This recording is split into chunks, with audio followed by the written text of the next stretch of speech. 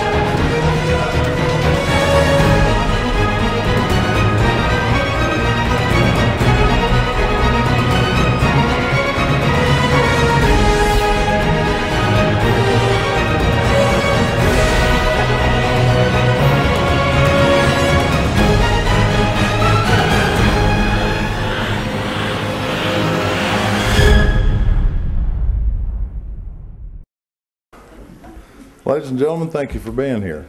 I'm Jeff Depew with the Jefferson County Post, and welcome to the 2018 Jefferson County Post primary debate. We have a big lineup tonight. A lot of offices to go through. I'm going to go through the rules for you pretty quick. What we ask you to do is hold your applause until the end of that office. Each office will be taken separately. The questions have been pulled from the readers of the Jefferson County Post over the last couple of months. Been culled down to a handful of questions that we've vetted by the committee, and they're in envelopes now. Neither the judge or anyone here other than the committee has actually seen the questions. The committee is in my office.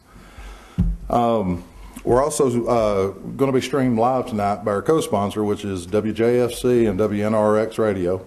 It's going to be on WJFCradio.com and on WNRXradio.com. Did I have that right, Ed? I know Ed's here somewhere. Ed stepped outside. There it is. Is that right, Ed? That's Kurt. Is that right, Susan? Okay, got the right name. I drove her over here. All right. 99.3 and 102.9. FM, right. All right. If you will, like I said, just hold your applause till the end of that office. Each candidate's going to have 2 minutes to answer a question. It'll be pulled from the fishbowl. We'll have a coin toss to see who goes. Where we have 4 offices, it's going to go alphabetically. The first person will answer the first that question, second person, third person, fourth person. After that, the second person who was second in line then will go first on the next question. So everybody gets a shot at being the first one to ask the question. The order that we're going to go in is the circuit court clerk first. Trustee will be second, county clerk third, mayor of Jefferson County for the fourth one, and then the sheriff of Jefferson County for the last one. We've been honored tonight by having a moderator, retired Judge Ben Strand, and Judge, thank you for doing that.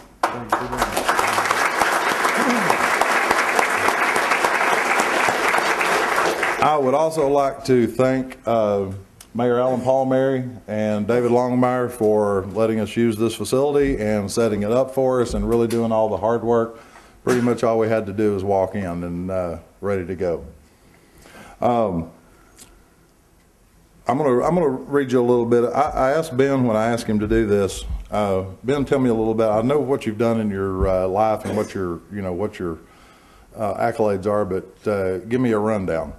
He said, well, there's probably a lot on that list. I said, well, give them to me anyway. So I'm going to read these off, and everybody knows, I think everybody knows Judge Strand, but I'm going to kind of go through this real quick. And once again, thanks for being here for us, Ben. Maury High School, 1958. Carson Newman College, History and Political Science and minor in Business and Speech, 1962.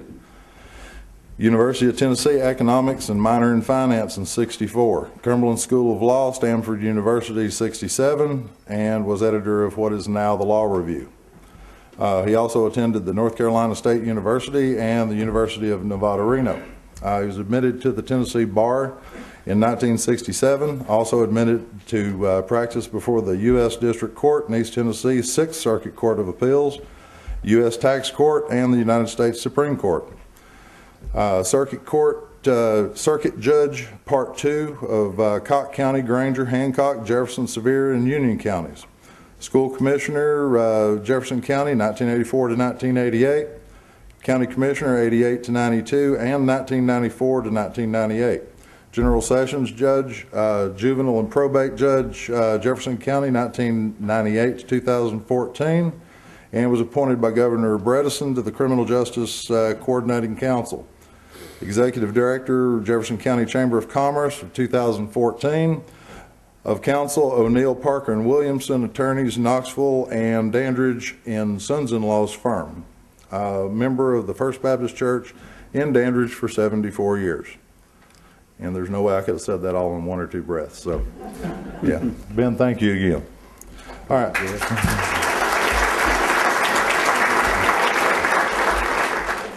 What we're going to do is we're going to go through the first thing we need to do is we need to recognize judges can't debate.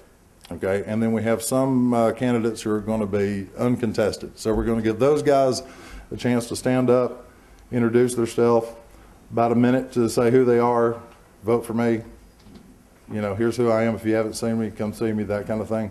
And we're going to go through that row real quick and let those guys be finished, and then we'll go ahead and start the debate. Over here is Kristen Depew. She's the news director of the Jefferson County Post and does most all the work. I'll just kind of do the fun stuff. But anyway, Chrissy, thank you. Am I forgetting anything? Yeah. See? I knew it. The candidates will get 2 minutes to answer the question. If your name is mentioned as a candidate in one of the other candidates' answers, then you will have a minute to rebut. There will be no closing. They'll have about a minute and a half. They'll have a minute and a half to do an intro. So if we can go ahead and go to the uncontested races. Who all do we have on the uncontested? I'm afraid to get too far from the microphones. Oh, one thing I was going to say to the candidates over here real quick, don't move the microphones. Can't pick them up and walk around. They have to stay here. So, and we have Ed Steiner. We're flipping.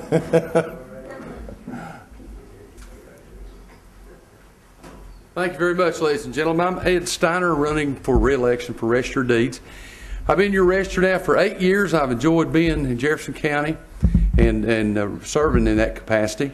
I know when we got ready to come over here tonight, Jeff said, now, Ed, you got 30 seconds. Seems like everywhere I'm going lately, that's about what I got. But thank you all so much for electing me 8 years ago, and I would like your vote again this upcoming election. Thank you. Thanks, Ed. And yeah, let's do part one first. And where is Luann? There's Luann right over there. Where is Luann? Oh, hi, Luann. Luann Ballou, and it's, give me the whole title of it. It's part one. Circuit Court Judge, part one, right? All right, go ahead. Thank you. I normally don't carry notes with me, but tonight my brain, for some reason, is especially tired. So if I didn't have a piece of paper with some words on it in front of me, I might just stand here and not say anything, which probably most of y'all would prefer by now. But I am Luann Ballou. I'm running for Circuit Court Judge, Part 1, in the May 1st Republican primary. And I want to tell you why I'm qualified to serve you as a Circuit Court Judge. I have 10 years of judicial experience as the former child support magistrate. I'm also experienced in civil and criminal litigation, including jury trials, from my time in private practice, as well as my time as an assistant public defender. I graduated from Jefferson County High School, Carson Newman College, and UT Law School. And I'm here tonight asking each of you for your vote and your support to elect me to serve you as Circuit Court Judge Part 1. When I was child support magistrate, and I served this county and the other 3 counties in the circuit, Sevier, Granger, and Cocke counties, I held court sometimes in this very courtroom. And my responsibilities were to set child support to modify child support when a change was needed, and to enforce child support when people didn't pay. And I took those responsibilities very seriously because I knew that the decisions that came out of this courtroom affected people in their everyday lives because it involved their money and their children. So I listened to people. I tried to be fair, and I tried to do the right thing. I tried to make good decisions, and we tried to help people when they needed it. And when people just wouldn't pay or didn't want to pay, I put them in jail. And so if you hire me to work for you as a circuit court judge, and you hire me by the process of election, then I will take my responsibilities as circuit court judge seriously also. And those responsibilities would be to preside over civil cases, criminal cases, jury trials, and drug court. I promise that I will listen and try to be fair and try to do justice. I will follow the law. I'll try to help people when they need it and punish people if they need to go to jail or prison. I would appreciate your vote and your support. Thank you.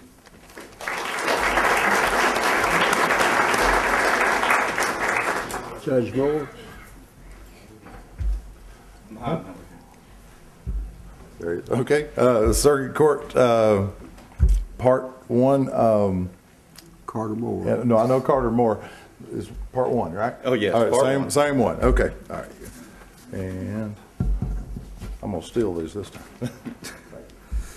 Hello, ladies and gentlemen. I'm Carter Moore. I am the Circuit Court Judge, Part 1. I applied for the position when Judge Hooper retired after 24 years back in the fall.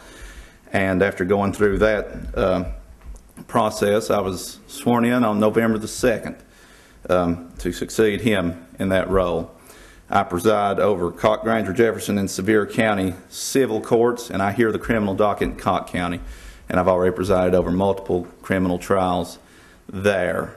On a side note, I'll tell you something about this man up here behind me. I practiced in his court for a good number of years over here in juvenile court in Jefferson County. And I was holding civil court in Jefferson County about a month ago, I guess, and we were calling the docket at the front of court, trying to take care of agreed matters first. And there was a representative from O'Neill Parker Williamson there, and he stood up, and his name was Ben Strand. And I said, "My, how the tables have turned." But I really appreciate him, and I just wanted to give him a shout out because he's one of my judicial heroes. I want to quickly talk about, I can barely say my name in a minute, but I want to talk about what the most important thing to me going on right now is. You know, Judge Sloan is quite a giant in the field of drug recovery court. He's been on national television. People may not know as well that Judge Hooper presided over the drug recovery court in Cock County, and I've hit the ground running with that because it's a passion of mine. The day that I was sworn in, there were numerous judges, ex-judges, and other folks there to take a great big picture with me that day, and it made me feel great. But I was standing next to Dwayne Sloan, and after they clicked the picture and everybody's about to disperse, he hit me on the arm and said, "Grab your robe, we're going to Jefferson County. We've got drug court at 1:30. So, and we've been there. We've been doing that since.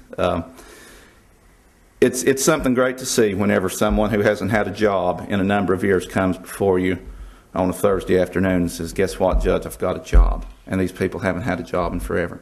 Previously, they had been, just to put it bluntly, a drain up on our taxes. I mean, taxpayers built this courthouse. They've built the Justice Center. And you know who feeds the inmates at the Justice Center? The taxpayers do. So if we can take some of these people who are in just the grips of addiction, which is what we're trying to do in drug court, and turn them into people who are, once again, contributors to the tax base. That's something I want to do. We've all been touched by this. We've all lost someone or have someone who is not the same person that they were just because of addiction. This is something that is very serious to me, and I will continue to do this as long as I am your Circuit Court Judge, Part 1, and that's a promise. I look forward to meeting as many of you as possible. I hope to see you all on April the 14th, that's not this Saturday but the next, from 5 to 7 at the Rescue Squad here in Dandridge. I've also got a bluegrass band, which I don't have much time for right now, but they're going to be picking, and if you'll be grinning, let's have a big time that day. You'll see the advertisements. I'm Carter Moore. I thank you for your vote on May the 1st.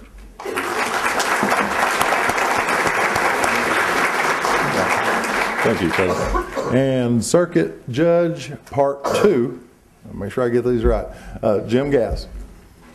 Mr. Gass, or Judge Gass, I hope you're protecting my Part 2 that I started. Your Honor, that is exactly one of the things I'm going to mention, and I appreciate you saying that. I'm Jim Gass. I'm one of your circuit judges. There's 4 of us in this district. We've got 4 counties: Sevier County, Jefferson County, Granger County, and Cocke County.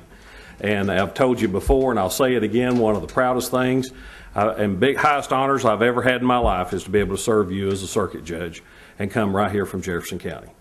I've lived in Jefferson County all my life. My family's from here and from way back. And I share your values. I think it's important that someone that serves on the bench shares the values of their community. And I can tell you this, every day that I serve, I'll share those values that I grew up with right here in Jefferson County, and I take those to the bench every day when I am called upon to make decisions. Let me say this. I think it is a tremendous honor for me, the legacy of impartiality and fine service that the circuit court in our 4 counties has had. And I'm particularly honored and humbled by the opportunity to serve in the Part 2 section. Many years ago, we only had 1 circuit judge. Now, these counties have grown mightily since that time. There's 4 of us now. But when they started expanding from 1 circuit judge, they created Part 2. And the first judge was Judge Strand.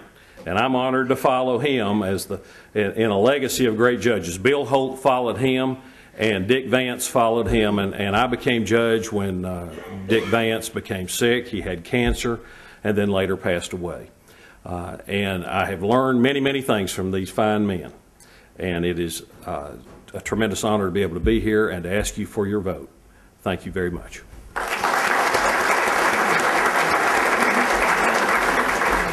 All right, thank you, Jim.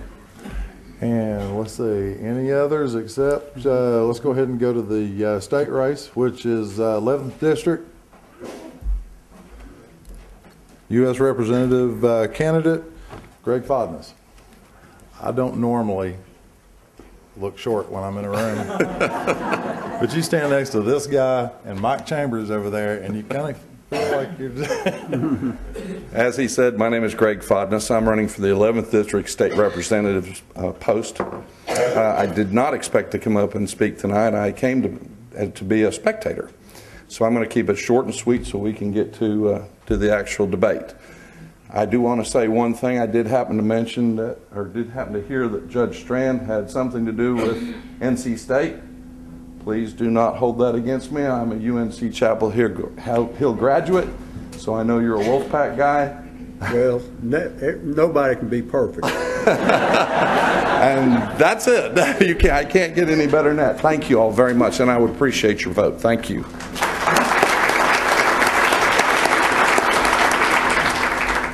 Thank you, Greg. And I believe that's all of the uncontested and the judges. Am I missing anybody? Okay. We will move right into the debate. First up will be Circuit Court Clerk. You see why I got tongue twisted now. Circuit Court, Circuit Sessions Judge. Anyway, Circuit Court Clerk, Kevin Poe and Kimberly White. You guys come up and take a seat. What we'll do is, since there's just 2 of you, we'll do a coin toss to see who goes first. Same coins we used 4 years ago in the first debate. Okay. See, alphabetically. How do we do that? Let's see. When I call it. Let's let him call it. All right. Tails.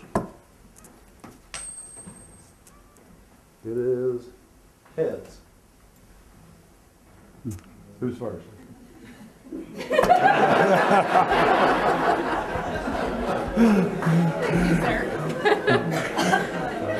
Ms. White, before we get started, I have a question I'm going to ask all the candidates, and I would like for you and Mr. Poe also to address. Yes, sir. And that is, what's your qualifications for this office, And if there are, in your opinion, any improvements that needs to be made to the office, we'd like to hear that too. Okay. Okay? So would you like me to do my introduction, or would you like me to answer his question? Why don't you do your introduction, and then I'll, if Okay, you would, address perfect. that issue. Good afternoon. I'm Kimberly Marshall White. I am a daughter, a wife, a mother, and hopefully your next circuit court clerk. I was born and raised by Lynn and Ginger Marshall in White Pine. We lived right there on Main Street. I have been with my husband for almost 12 years now. He is actually a police officer for White Pine and a volunteer firefighter for White Pine. We have 3 redheaded children. The 2 oldest attend White Pine School, and the youngest attends Cornerstone Academy. I'll give you a little bit of my background. In 2002, after I went to Carson Newman and to Walter State, I moved to right outside of Atlanta, Georgia, in Cherokee County. When I moved there, I took a position with the Sheriff's Department there as a deputy sheriff. I stayed there for 12 years. I was a deputy sheriff. While I was there, I also worked as a Georgia Crime Information Center, National Crime Information Center clerk, which means I worked for the Sheriff's Department plus all surrounding municipalities, entering all of the wanted persons warrants, running criminal histories for the jail. We entered all stolen guns, missing persons, all of that good stuff. After that, I then moved home in 2013. I was 9 months pregnant at the time, so I took off the next year to stay at home with our youngest. After that time, I took a position with East Tennessee Human Resources Agency as a misdemeanor probation officer. I was over the Hancock County Probation Office, where I oversaw over 100 probationers, completed their drug tests. I'm sorry. All right, if you would, address the question Okay. I asked. As a probation officer, I worked with multiple courts. I worked with Jefferson County a little bit. I worked with Claiborne County, Hancock County, and Hamlin County. I worked with juvenile court, civil court, and criminal court. I learned the in and outs of all of those court systems. I was in charge of knowing where my probationers were, if they were completing everything that the judges had ordered, if they were passing drug tests, and if they were completing their drug and alcohol awareness classes. The judges held me personally responsible. If nobody showed up for court, guess who they looked to? If I was asked a question during that case, they expected me to know the answer, whether it be, had they paid off their fines? How much had they paid in their fines? When the last drug test was? If they had actually passed that drug test? It was my responsibility to know that. I'm a team worker, I'm detail oriented, and I promise I give 150% to whatever I'm trusted to do. Is that good? I think I answered everything he asked. All right. Mr. Poe, let you take the notes. My path to this office started in 2000 when I enrolled in Walter State Community College under the criminal justice program. That was cut short September 11th, 2001 after the attacks on our nation. The next day, I went to school, talked to my dean, withdrew from my classes, and joined the United States Army as a military police officer. I served 5 years active duty in the United States Army as a military police officer and was promoted to sergeant and had the opportunity to serve with some of the finest Americans you could find and lost a few. After 5 years, I come home to the best county in the world and served this community as a Jefferson County Sheriff's Department deputy. I served there for 5 years until I was offered a position with the Jefferson County Circuit Court Clerk's Office, where I also served for 5 years. I currently work at the 4th Judicial District Public Defender's Office as a criminal investigator, and I hope to serve you as your next Circuit Court Clerk for Jefferson County. All right, stay there and I'll read the first question. Well, it's already been taken care of. All right. Technology drives the expectations of the community. What, if any, can be done in your office to become more accessible by technology? Multiple things. First off, we only offer right now the payment by cash, check, or money order. We have the ability through the system that we currently use called Tensis. The Administrative Office of the Courts says that we can take debit and credit cards both at the office and online. That's going to be something that's extremely easy to implement, and I look forward to it. Also, we can move from paper to digital and scan all of our documents and reduce the amount of times you have to touch a document. That's something that we would absolutely do, that would be very easy to do, and we look forward to doing. Taking multiple forms of payment and utilizing existing scanning technology that's already in the office. Ms. White? Mr. Poe and I agree on that. We're losing a lot of fines and fees by only accepting cash or checks or money orders. There are systems out there to where they would actually come in, put a kiosk in the front of the building, and people would be able to actually come in, type in their information, and pay at that kiosk, which would take a lot of pressure off of the ladies that work in that office. They would actually be able to go online, pay it that way also, which would be great for people who live out of state, who maybe got in trouble while they were in town, visiting with family or something like that. That's another way for us to get that money that we're currently not getting it now, and it would not cost the county office anything. It would actually charge the user a percentage of the fee of whatever they're paying. I've checked with a few different places that actually offer those services, and it ranges from 3% to 7%. So like I said, our office would not be losing anything. Actually, we'd be bringing in a lot more of that money that we're not getting now. The other thing is e-tickets and things like that. Right now, if a ticket is written by anybody but THP, it has to be entered into the system by one of the employees. If we could get all of that done electronically, that would save a lot of time, and it would be a whole lot easier for actually our officers and our sheriff's deputies to upload that into the system, because it would automatically go in there. So we wouldn't have to wait on the paper ticket or the warrant to actually be brought into the office. It would automatically be in there, so we could pull it up. There are quite a few different things that need to be made, or changes that need to be made. The ladies that are in there are wonderful. Some have been there for more than 30 years. Others have been there for more than 20 years. It had been said that I was going to let some of those ladies go. There's a reason for that. They know way more in that office than they're given credit for. They're simply overworked. So if I could work with the county commissioners to be able to get maybe a few more employees over the next couple of years to let those ladies have a break and be able to do their jobs more efficiently and not be so overloaded with the caseloads, that would be amazing. All right, next question. What type of court matters does the circuit court clerk deal with? Okay. We handle any type of court matters. If it is ordered by a judge, our office handles that.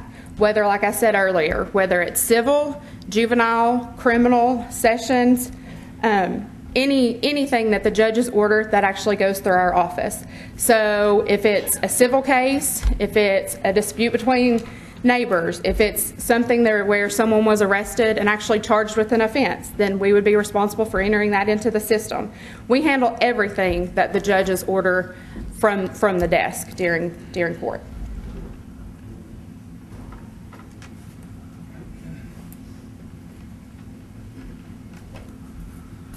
A normal day looks a lot like Beth and June taking care of you at the window.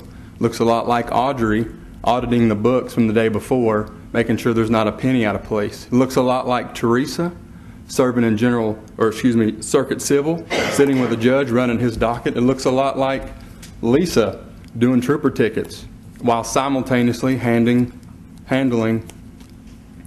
child support court.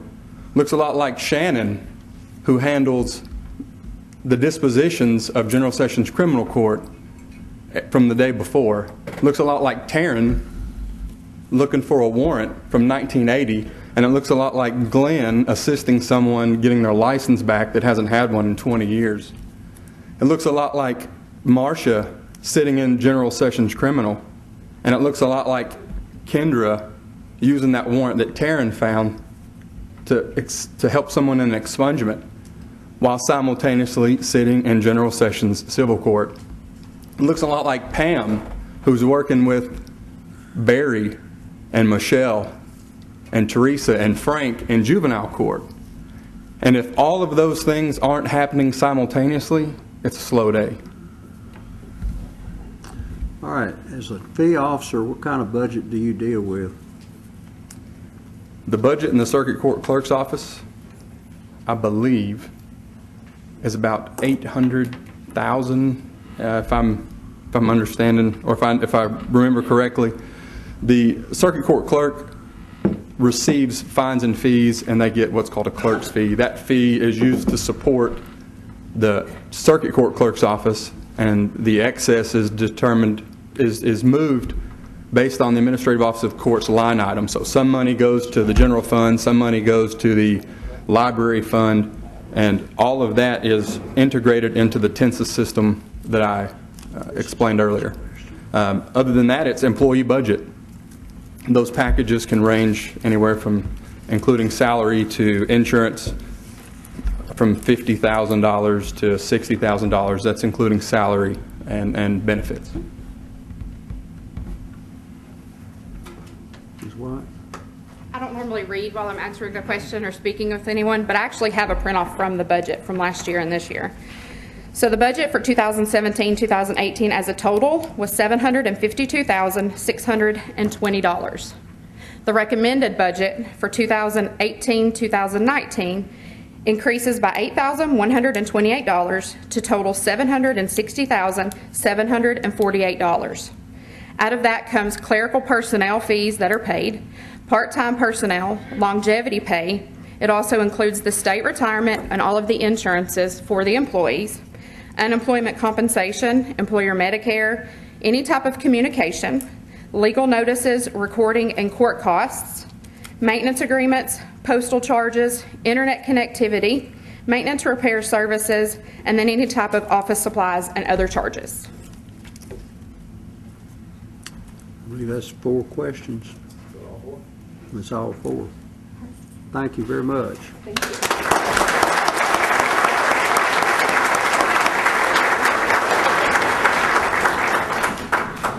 Okay, next in line will be the trustee's office. That'll be Jessica Chambers Elder, Jennifer Hall, and Bo Tucker.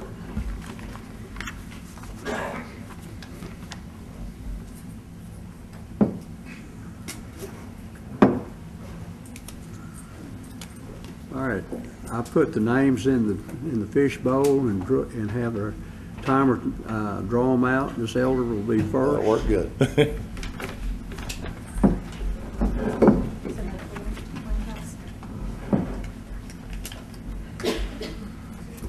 Mr. Tucker will be next. Ms. Hall will be last this time around. Okay? Thank you.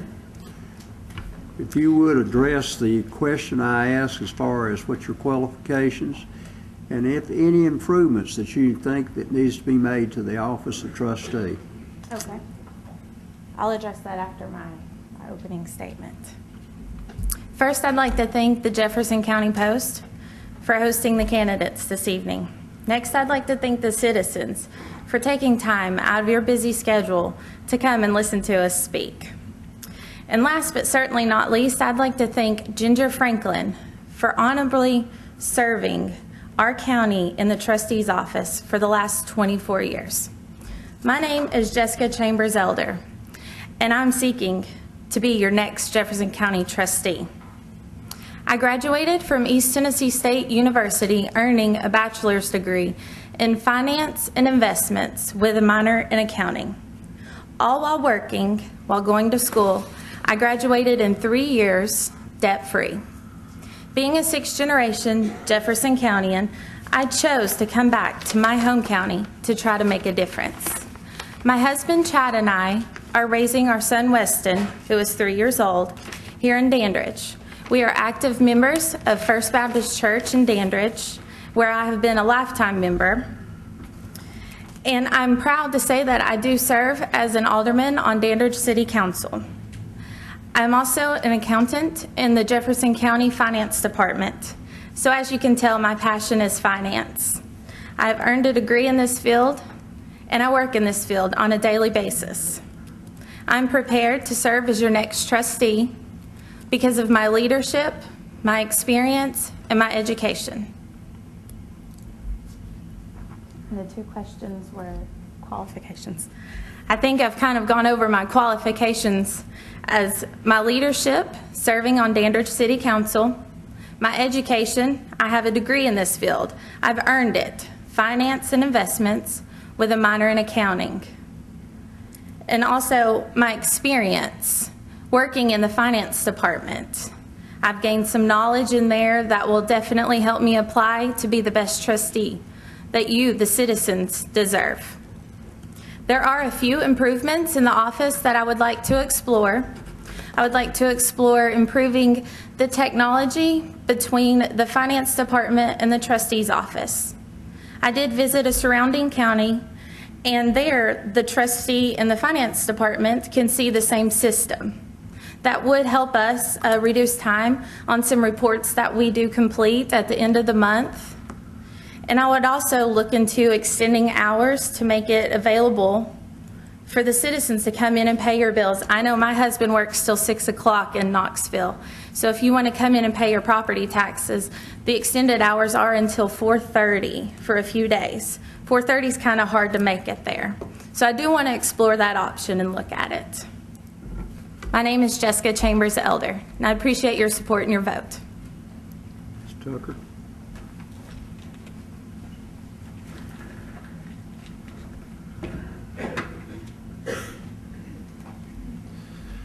Good evening, everyone. For those of you who might not know me, my name is Bo Tucker, and I'm running for Jefferson County Trustee.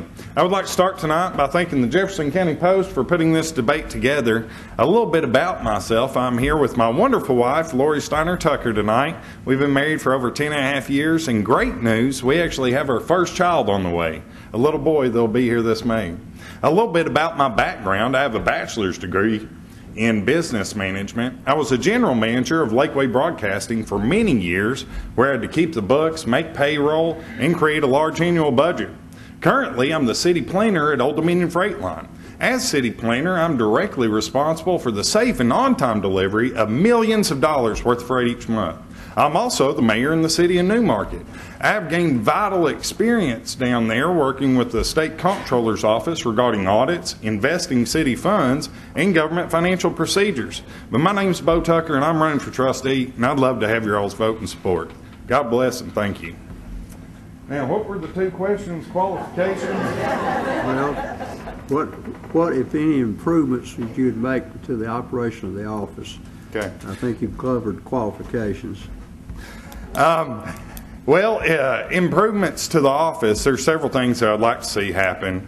One of my things that's very near and dear to my heart is people that are on a fixed income. We all have those people in our lives, whether you're your parents, your brothers, your sisters. They could even be your children for some of you, hopefully.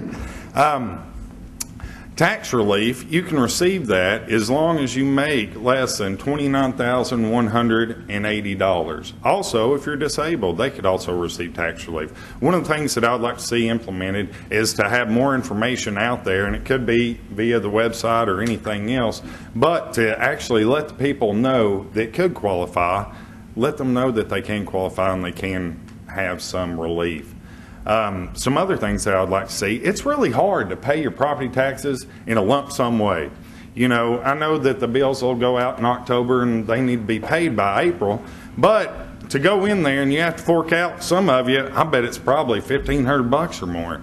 That's a lot to pay at one time. What I'd like to do is as soon as you get your bill in October, if you would come down and set up a payment plan with us to where we could break it down over 5 months, I think that would be very beneficial to a lot of people, because to pay out a huge debt like that all at once is very difficult for a lot of people. About my background and my experience, I think I'm definitely qualified. I had the private sector, the private business. I was a general manager forever. Right now at Old Dominion, I oversee hundreds of employees I'm directly over, a lot of management background. But I feel like I have over 10 years of invaluable on-the-job fiscal management and business experience. And what I pledge to give you is a trustee's office that is accessible, courteous, professional, and financially responsible. And that's just through my experience and my background. I've saved a lot of money for the city of Newmarket since I've been down there. We've saved close to $150,000 this past year. Thank y'all. Thank you. Ms. Hall?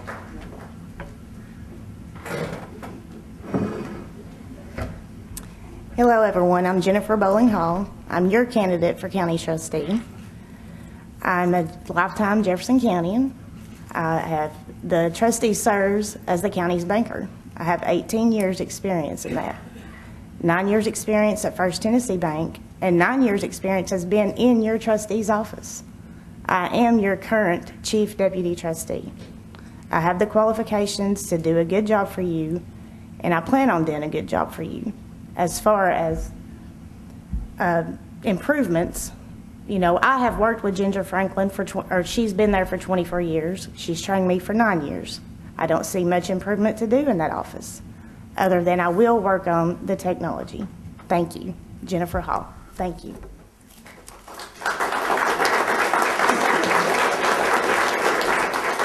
All right, Mr. Tucker, I'm going to have call on you first for this question. Would you consider extending evening hours, having course? You talking to me? No. Okay. KOISKS. Yeah. Kiosk. That's something new to an old man. Or other things to make the office more accessible to working people during tax season. And I'll let you go first, then Ms. Hall, and then Ms. Elder. All right. Thank you again. My name is Bo Tucker. And as far as extending office hours, I feel that there is definitely a need to extend those office hours when it's actually needed, because my background is with efficiency. What I do on a daily basis is logistics, so we try to do things in the most efficient way possible. And what I mean by that is when it's tax collecting season, I can definitely see us extending those hours to make our office more accessible to everybody that works a normal 9-to-5 job. As far as a kiosk, or I think what he's saying is a satellite office, I don't see the need or the necessity for that in Jefferson County. The reason being, one, it's going to be more tax dollars for you all. We have to pay the people and the salaries and insurance and everything else to man those facilities. I think the way it's set up right now, I don't see bringing in new technology just to do it. Now, if it's feasible and financially sound and it's something that could help make us money, then I'm all for it. But just to have a new kiosk just so we can say we have one, I don't think that's something I want to pay for, just like I don't feel like you would either. But I appreciate your vote and support. All right, Ms. Hall.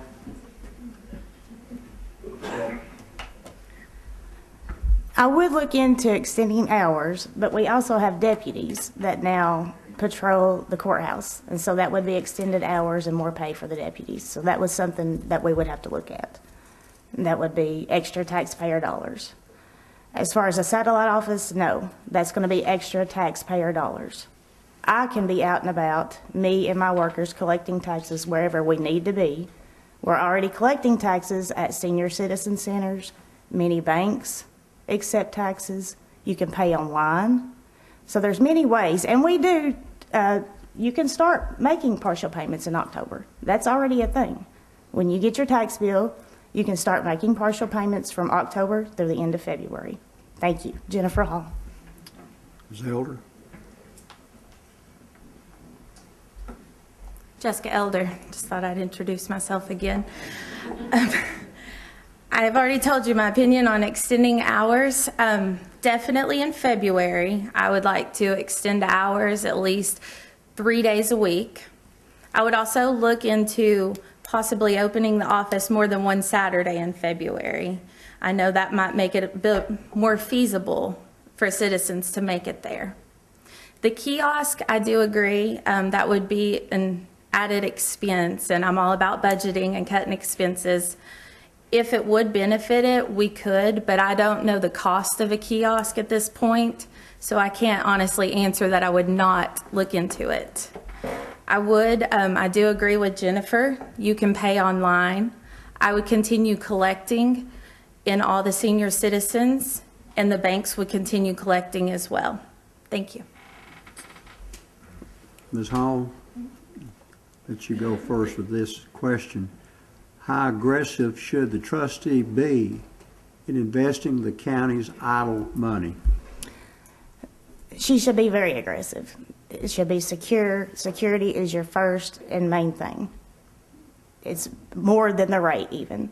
Security is number one. So yes, the trustee should be very aggressive with that and look closely into it before any money is invested, any of the county's money is invested, because that's your money. Thank Thank you. All right, Ms. Elder. I do agree. She should be very aggressive. I would definitely look at the security before investing. I would also look at the season to make sure that the funds that we do have to invest are available, and it is the correct season to invest those funds because our revenues come in seasonally. I would also look into bidding out the banks to earn the best return. And I believe that's one of the aggressive moves that we could take with this county to earn the best return for the citizens. Thank you. All right, Mr. Tucker. Repeat the question one more time, if you would, Judge. I will. Glad to. How aggressive should the trustee be in investing the county's idle money? I think that the trustee's office should be very aggressive in investing idle funds for the county. Now, I know that they all brought up security. That's the main thing that the government and the state actually looks into. And if you're not doing it in the most secure way possible, you're going to be hit with an audit finding. Currently, right now, you can only invest at any one point up to $250,000. So if I was going to make an investment, the best investments currently are through LGIP, where they are secured because it's actually through the state of Tennessee. It's a local government investment pool. Those are bringing the largest amount of interest back. Those are 1.3 right now. That would probably be the way that I would go. But to do that, you have to remember you can't go over $250,000. So I'd probably invest around $244,000, $245,000. So then over the 2 years, because you can only invest for 2 years, that interest won't put you over the cap, and then you get an audit finding for having too much money in your investment. It's very, very strict and regulated as far as what you can do. And I mean, you can do CDs, bonds, annuities. There's all kinds of different things that we can do. But I think having a financial background and having had invested city funds and other things that I actually have a little more of a personal experience in this field. But another thing is, let's say if it was in the county, for instance, they have to be collateralized here in the county. I know that it was also brought up about bidding out the banks. That's actually something that you are supposed to do. It hasn't been happening here, but it is something that's supposed to happen. That too keeps us up with the upward trends because banks are always competing with themselves. Every few years, if you do it, you're going to end up with somebody that might have better rates and rates of returns. But I appreciate your all's vote and support. Thank you. Okay, thank you. All right, Ms. Elder, does the trustee have any authority over the citizens' tax bills? Do you understand? Can you go a little bit deeper on that? I'll repeat it. Does the trustee have any authority over the citizens' tax bills? Okay, if I understand that question correctly, the trustee does not have any authority over the citizens' tax bills.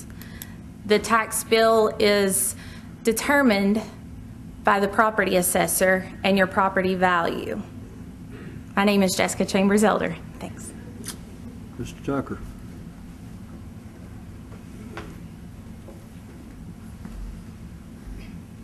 We don't determine anything about your all's tax bills. Too, if you're late and you got a penalty or anything like that, don't come to me asking, hey, can you help me with this penalty, or I was a little late, can you help me out here? Because I don't want to go to federal prison with you for tax evasion. I might like a lot of you, but I'm not willing to go that far. There isn't anything that we can do. And just your cities, they all have their property tax set.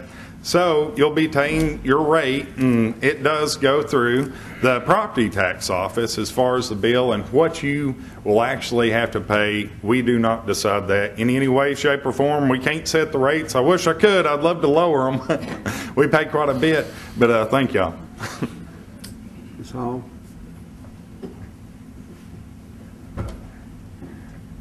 We just take your money.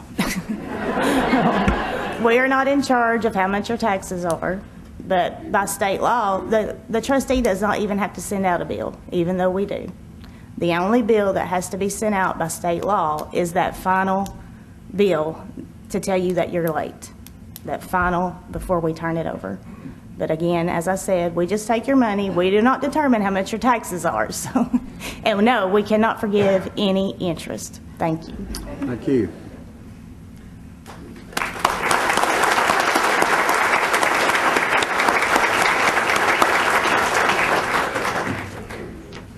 Thank you all very much.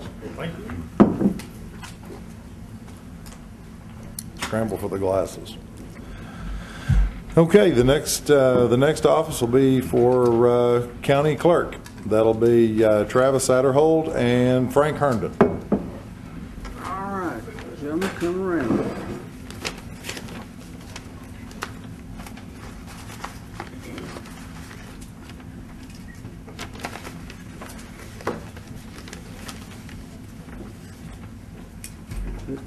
Mr. Satterhold, I had the young lady draw, and your name came up first. If you would speak to your qualifications and if any improvements that you would suggest to the office of county clerk. Okay. Good evening. Thank you all for coming out and listening to us tonight. My name is Travis Satterhold. I'm running for Jefferson County Clerk. I've been a resident of Jefferson County for over 23 years. Started working part-time in the county clerk's office in 1997 up here. I was going to school at UT, working on my bachelor's degree in business administration. Once I graduated, I was offered a full-time position, which I accepted. I enjoyed working at the clerk's office. I enjoyed the people. I enjoyed the work. I enjoyed getting to know everybody in the community. I was the deputy clerk and then the chief deputy clerk. I've done business license, marriage license, driver's license. I've worked on the budget, done hotel motel tax. I'm currently working at the Knox County Clerk's office, where I'm the business license supervisor. I collected over $600,000 in uncollected hotel motel tax that was identified in the audit prior to my arrival at the Knox County Clerk's office. The only changes that I would make was probably to extend office hours at the end of the month and the first of the month. When the traffic volumes are higher, people tend to wait till the end of the month and first of the month to get their license plates renewals. I would like to see not necessarily a satellite office, but I believe there is probably a way to do a mobile type office where we go out one day a week, maybe on a Wednesday or a slower business day, and go to various businesses and set up a laptop with a decal printer and another printer where we could do title work off-site. That would be something I would look into with the help of BIS, which is Business Information Systems. They are the company that all clerks' offices in Tennessee use. They are partnered with the state, and they come out with new technology every year to help the clerk's office and the public. Thank you. Thank you. Mr. Herndon.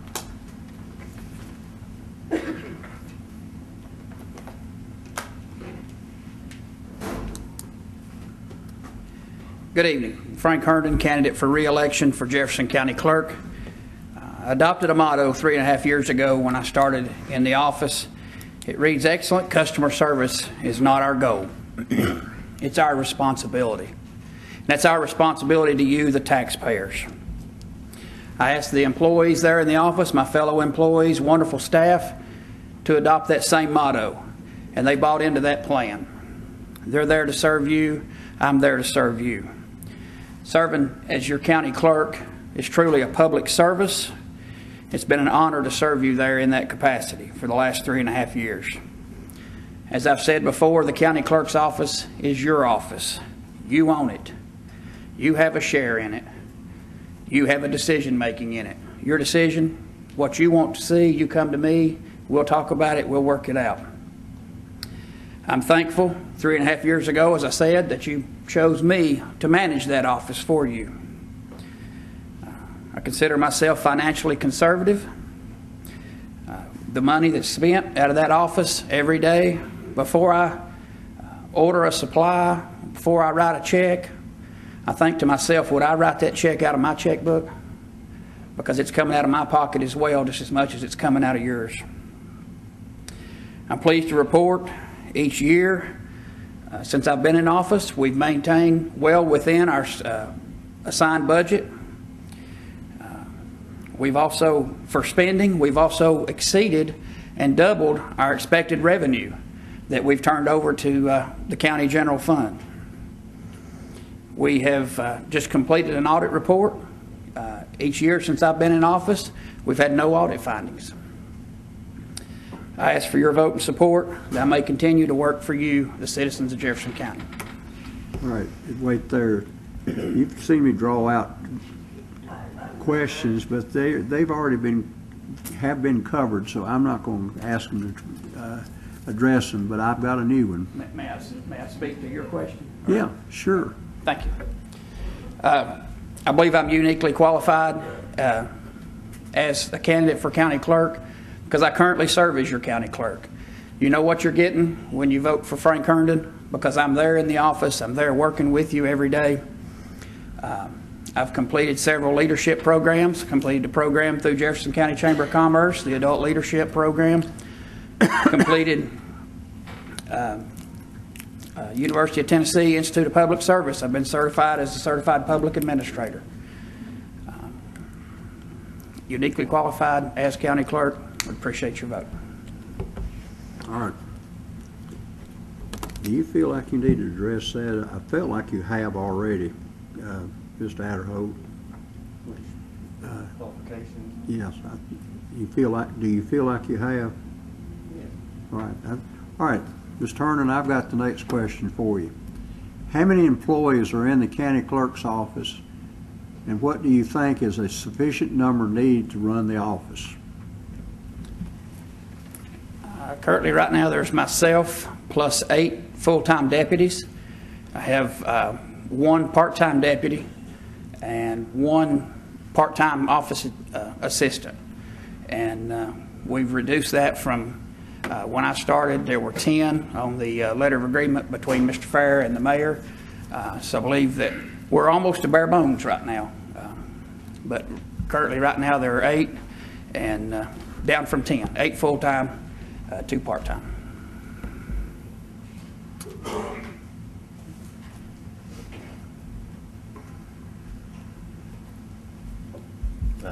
He's already told you that there was 8 employees that were full-time. I think that it's hard to do the job with less than 8 employees that are full-time in the office.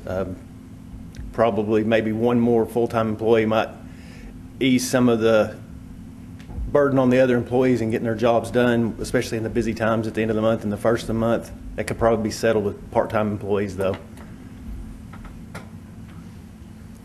I'm going to ask you the next question.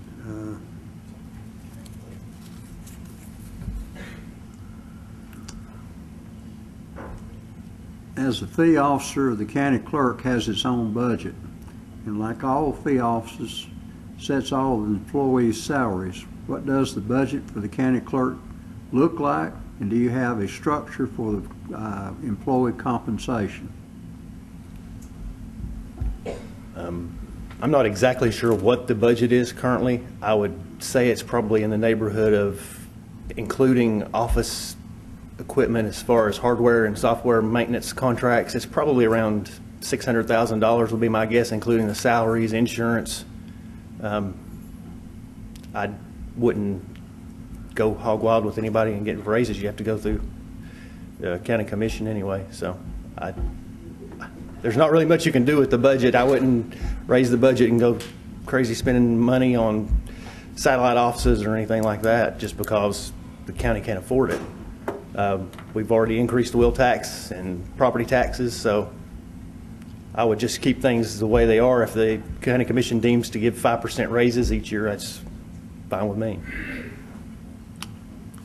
Mr. Herndon?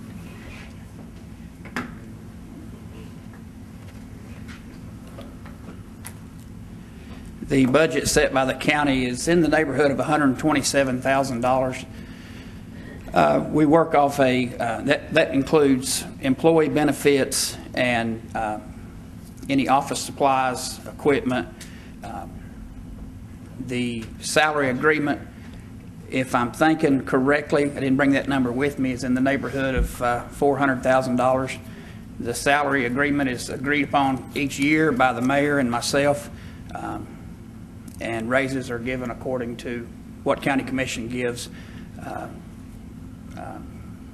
county employees. All right, I'll ask you this question. What would you do to bring more innovation to the county clerk's office? And I'll let you address that first, Ms. Turner. More innovation. It's been a busy 4 years, but we have placed the kiosk in Jefferson City and White Pine to alleviate the need to hire those additional employees, to alleviate that need in payroll expense. We've streamlined some processes with our registration, streamlined processes with probate court. When we have a customer come in, need a probate docket set, we streamline that process. Looking to, we've already purchased some equipment needed for satellite part-time centers. Looking at myself going out to different communities certain days a week.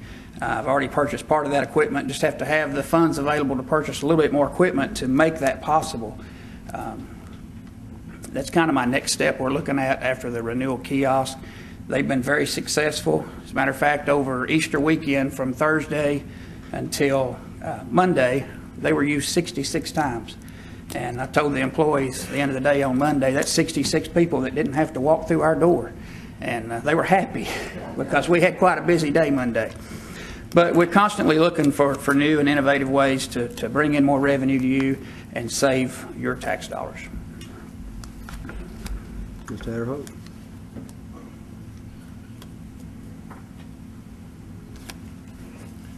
I spoke to that a little bit in my earlier question, the question that Judge Strand had about the innovations. I would try to get somebody out in the public, either myself if I was elected or one of the employees, maybe a half day where you could go to maybe a library or a public building where you could set up like I said, a laptop, you need a decal printer, another printer, and you could do title work right there, because right now you have to go to the county clerk's office to get title work. Maybe on a Saturday, instead of one of the employees being in the office, they could be at a satellite somewhere. You could maybe at the White Pine Rescue Squad building or somewhere like that. That's about all that, like I said, BIS, Business Information Systems, is a software provider. They keep us pretty much up to date as far as on new technology. So, all right.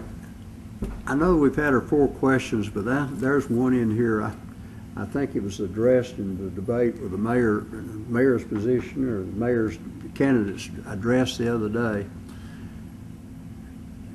I'd like to hear what you two say. Should there be term limits to the county clerk position? I don't necessarily think in certain government positions there needs to be term limits, because you acquire a lot of experience while you're in that job and doing it daily. To come in from day one and expect to know what somebody has known for 8 years before you, if you have an 8-year term limit similar to Knox County. I'm not opposed to term limits, but I think that in some positions you need to keep somebody in there that knows the job and knows what to do in certain situations that you may not experience but one time in 4 or 5 years.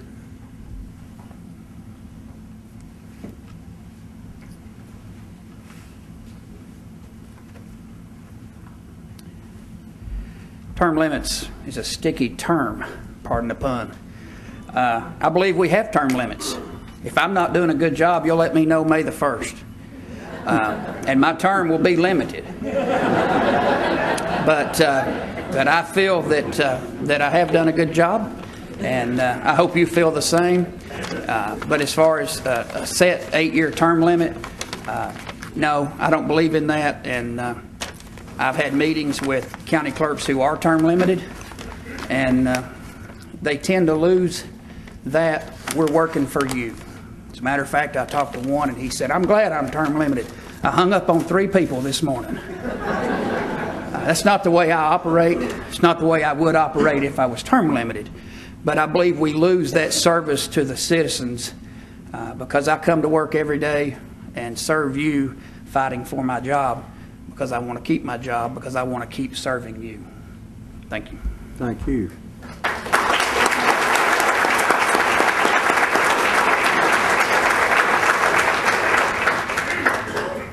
All right, we've drawn names out of the hat, and I'll let Jeff address it, and then we'll. Okay, we're moving on to the county mayor. Mike Dockery, Rachel Nicely, Mark Potts, and Robert Tucker. Okay. Mr. Calfee not here? Okay. All right. We've drawn names, and Ms. Nicely will go first. Is she here? No, sir.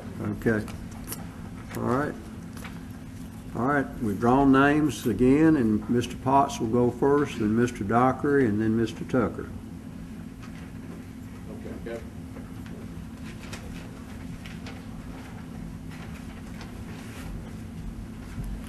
Good evening. My name is Mark Potts. I want to thank you for being here this evening.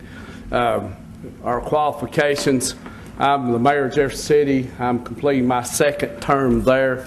They talked about term limits. I'm self-limiting my term. I'm not going to seek another term for mayor of Jefferson City regardless of the outcome of this race.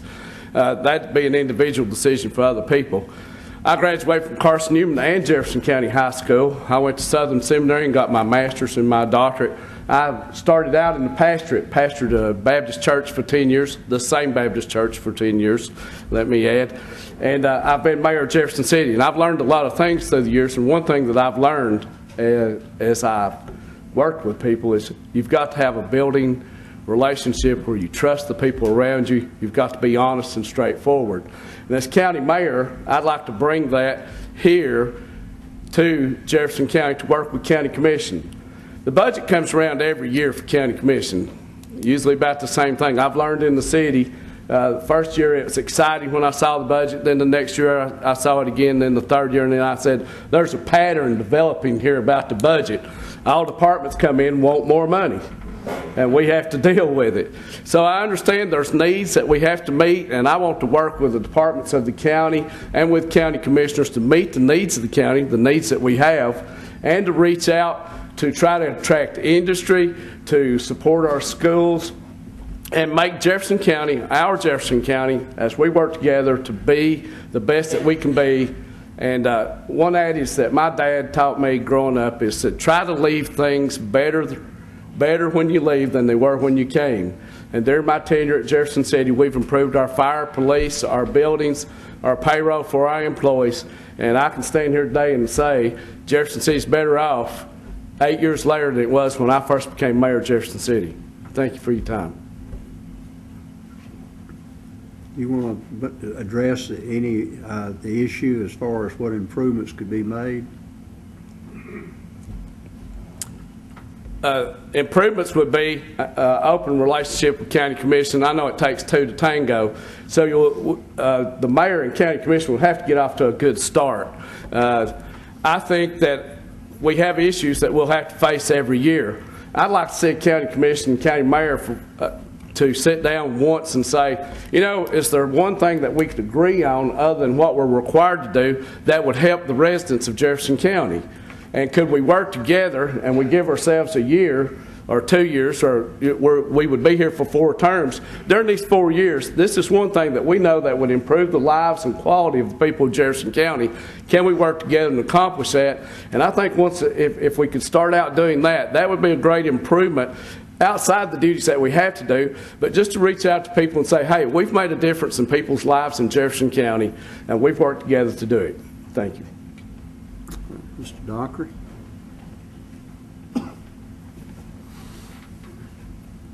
I'm going to start out with a campaign promise.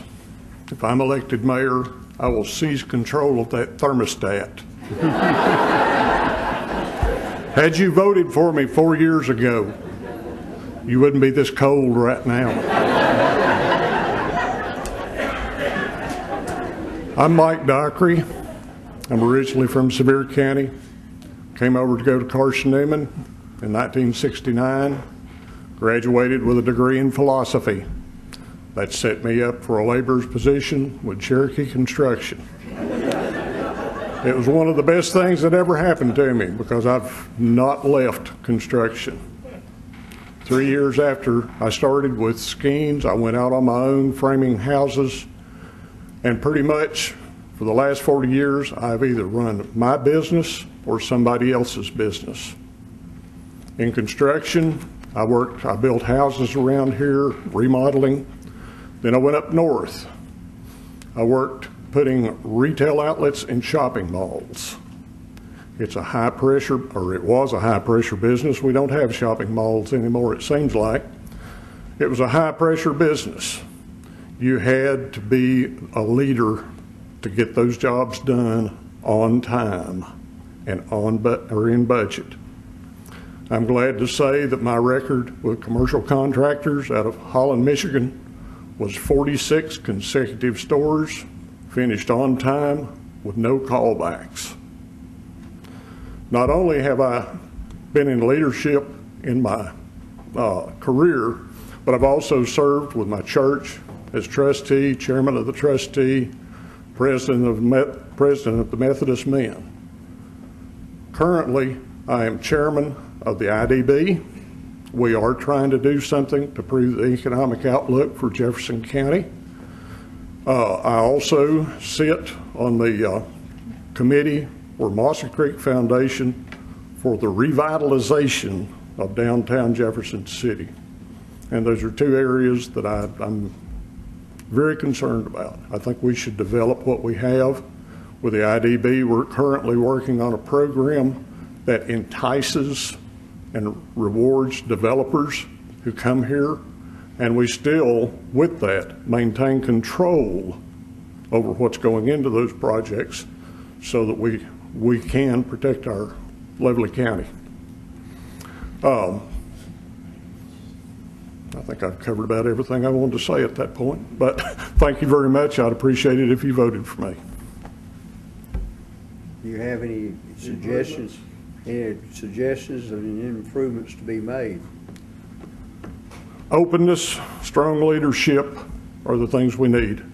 You need to know what's going on in your county government. Anytime that you ask a question, it should be answered. The mayor should always be open to the public and listen to them, because that's where his leadership is for the public. Mr. Tucker? Thank you.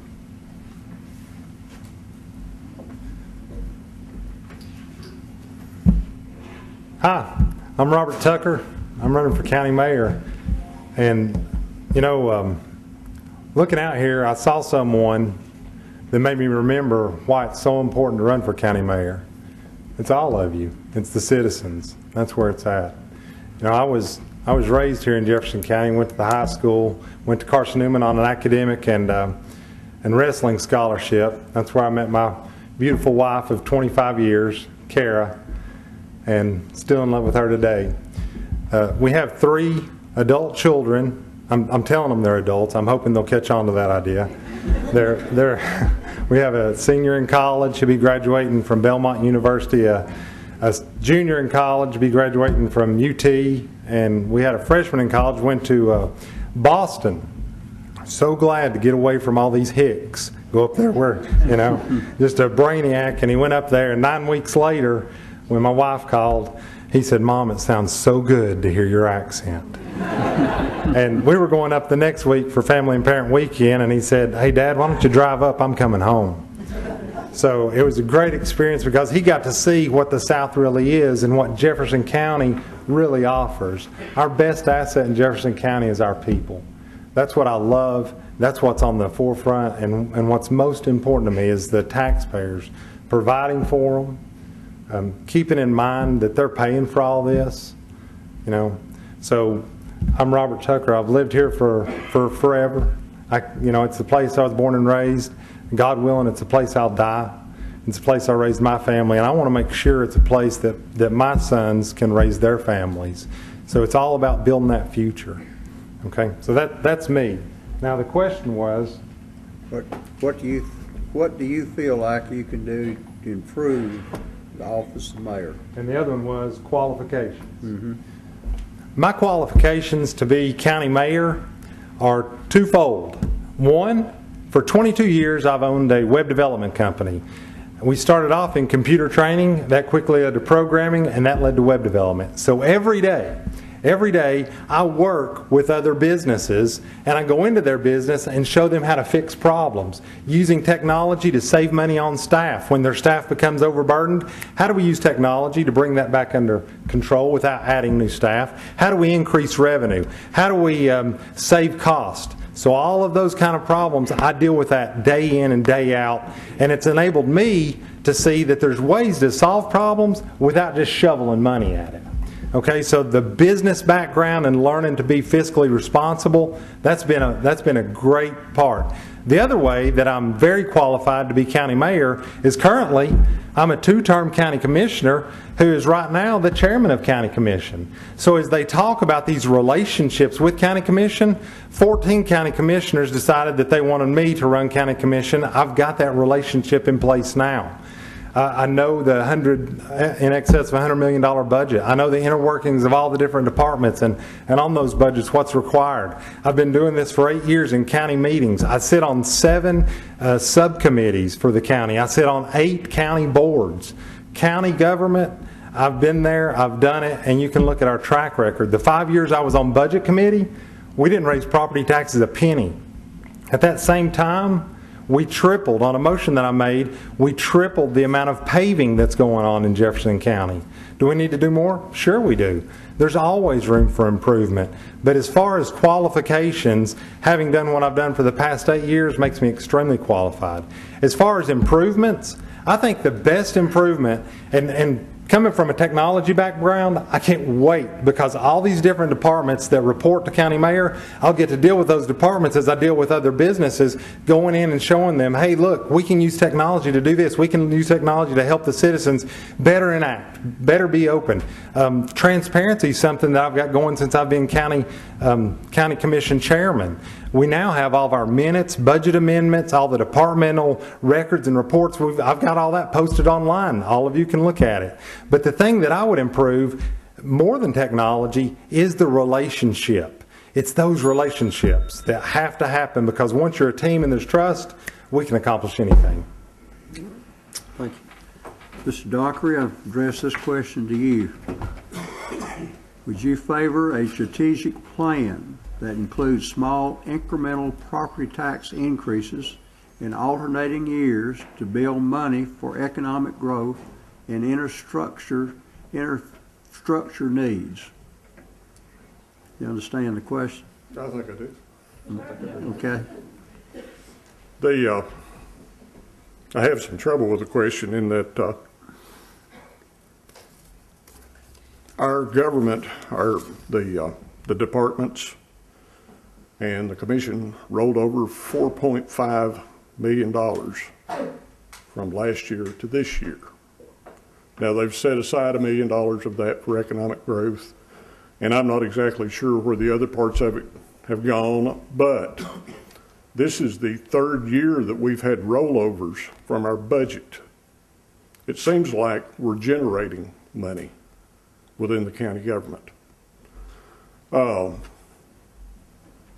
As far as increasing taxes, I don't know that we need to do that. One of the program that I was speaking of earlier is called a TIF. It's tax increment financing. And I can put you all to sleep explaining it to you, but essentially what you're doing is grabbing future taxes to pay for current development on infrastructure, so that if a developer comes into this area, and we have one right now asking about exit 417. He has property there. He needs water and sewer. Using this program, and we are currently working on the policy and procedure for it, using this, we can offer him that infrastructure improvement virtually cost-free. He still has to do his development, And the increased value produces more revenue in that area, which goes to pay off the infrastructure. Like I said, it sounds like a mess, and it is a mess, but it lays out very well. I don't know that we need to start taxing more with the idea of enticing business in. We already have the assets to entice business here. Mr. Tucker? Judge, would you read the question again? I'll be glad to.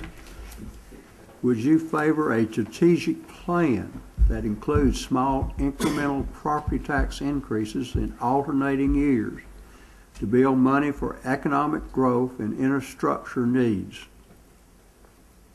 No. That's my answer. No. The opposite of that needs to happen. See, I've been in business 22 years. I work with small businesses every day. I know what small businesses need.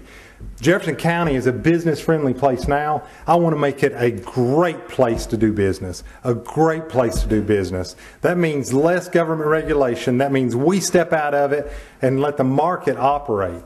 That means that we incentivize and we build, but we've got to bring in infrastructure. And the primary thing we need infrastructure-wise is broadband internet. We have got to bring in broadband internet, and what you're going to find when we do that is that every part of Jefferson County, different communities want different things. Jefferson City is very different than Strawberry Plains, which is very different than downtown Dandridge, which is very different than Bainbury. So maybe in Bainbury you need residential development. Maybe in Dandridge they're looking for tourism. Maybe in Strawberry Plains it's agritourism. And in Jefferson City maybe it's big box retail. There's a lot of different things that we can do to bring commerce throughout Jefferson County. And as we bring in that commerce, what happens is we spread the tax base. The tax revenue goes up, but your tax rate never went up, and your property taxes never went up. But there's more tax revenue, which gives us a better ability to improve the quality of services to the citizens every day. All right. Mayor Potts.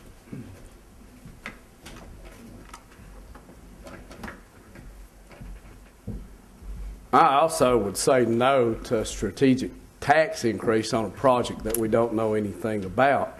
The county has money that's set aside, and they've looked at property to buy property for industrial growth. Now, I noticed that when we talk about industrial growth, we talk about infrastructure. Well, the county doesn't have water, and the county doesn't have sewer, so then we have to rely on our municipalities to provide that. So we have to have a working relationship with our municipalities for industrial growth. Now, I talked with a person today, and I said, what does the county need? They said, well, we need more jobs. And I said, yeah, I understand that. And they said, well, we have to have some growth to do that. I go 3 houses down the road, and they said, we don't need anything else coming into this county. We're exactly where we need to be. So there has to be some sort of middle ground here on our growth. We do need economic growth to help keep our taxes low. We really do need that, and it's important to get that. I think as mayor and county commission, as we partner with the municipalities to provide that infrastructure that they have to have, and we do need high-speed internet in our county. Dandridge, Jefferson City, and White Pine and Appalachian Electric over a year ago did a study to bring this to Jefferson County, and we got that study back, and it was really expensive. But what we did find out is Appalachian Electric will run fiber optic to their meters for our Appalachian Electric meters because of the grid. They say their radio waves will not be able to transmit on the electrical grid. So our study that we got the information back, in order to provide broadband internet, it's going to have to be piggybacked or using Appalachian Electric lines that are going to be run. Morristown's able to provide it. Greg Williams at the Appalachian Electric Board meeting this past spring said we will have broadband internet in Jefferson County, and Appalachian Electric is going to be a part of it. So, just thank you. All right, Mr. Tucker, I'm going to let you go first on this. Do a quick analysis, what you consider the strengths, weaknesses, opportunities, and threats in Jefferson County. A SWOT analysis. Anybody that's ever talked to me, when you say analysis and you say quick, you know those don't go together. Research and digging in, that's where we go. Well, your strengths and weaknesses are internal. Your opportunities and threats are external. Anybody in business knows that. So internally, our strength is our people. Our number one asset in Jefferson County is our people. We are not only resilient, when we band together, we make championship teams. I mean, teams that are just unstoppable, and we can do that in the local government. That's our strength. Our weakness is pettiness and infighting. That's our biggest weakness in Jefferson County. When you've got different groups, different departments, different communities that are doing this, that's our biggest threat internally, the weakness. Our greatest opportunity is the future. It's technology. It's what we can become. And when you look, man, we are untapped. You look at the resources we have. We're on 2 lakes. We have an eastern and a northern southern interstate system that intersect in Dandridge. We are right there. We have 3 exits in Dandridge. We've got a Jefferson City that's just a hotbed. They've missed several. You know, all that went just 3 miles out of Jefferson City. But we've got so much opportunity for growth. We've got so much opportunity to do great things. Our threats, that's external. Our threats come with if we tap into the fear culture, if we tap into that it can't be done culture. That's the biggest threat that we face right now and every day. If we can get past that and we can look to what our strengths are and what our opportunities are, there's nothing we can't achieve. Thank you. Mayor Potts. Strength, weakness, and threat. Strength, weakness, SWOT analysis. You need me to read the question again? Yes, please. All right. Do a quick analysis. What you consider the strengths, weaknesses, opportunities, and threats in Jefferson County. Well, our strengths, I agree, are our people and also our county employees. And I've worked with a lot of county employees. I've been a county employee for 20 years as paramedic.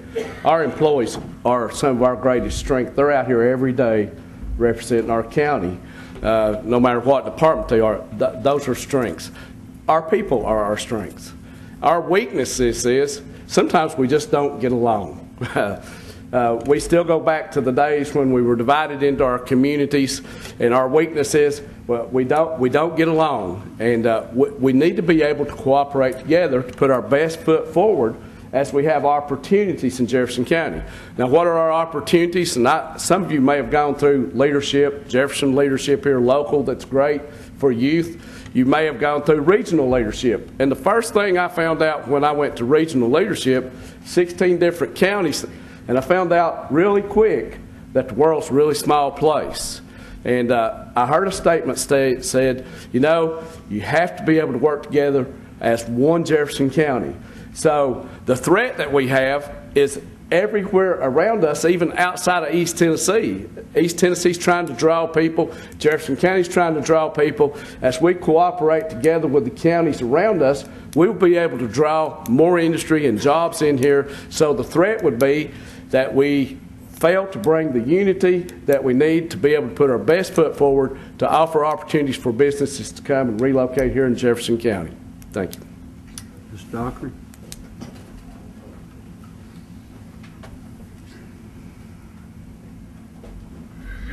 I think my 2 opponents have fairly well covered everything. The strengths are the people here.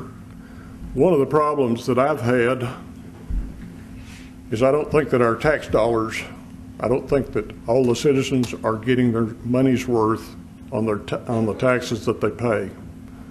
I don't think there's equality in that. As long as we have that situation, we're going to have regional areas, one looking at it, or we're going to have regional loyalties, and there's nothing wrong with it in a geographic or sociological sense, but when it comes to taxes, every person should get the same service that he's paying his tax dollar for.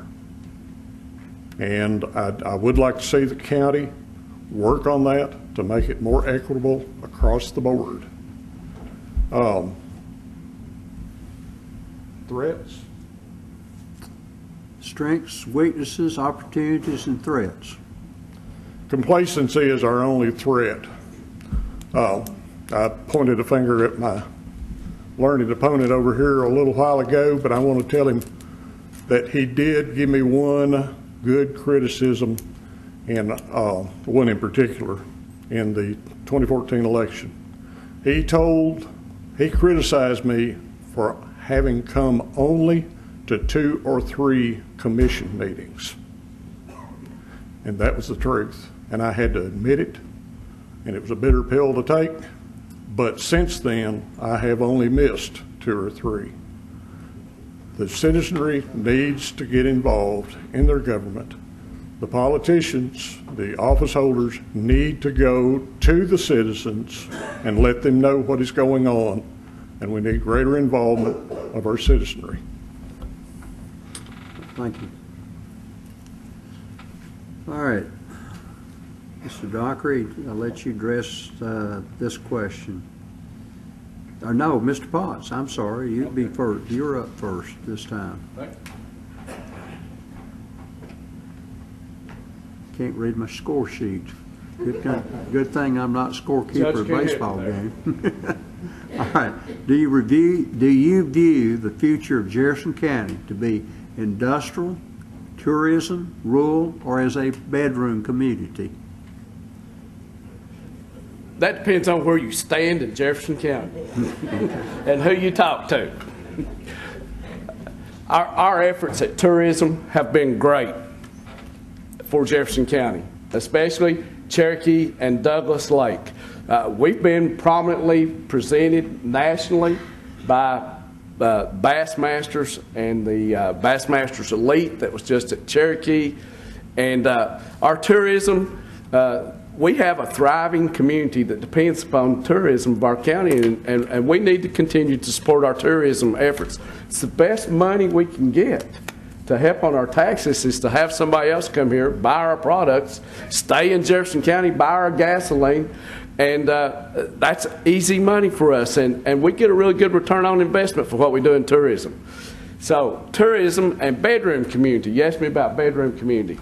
We have Retire Tennessee and Retire Jefferson County.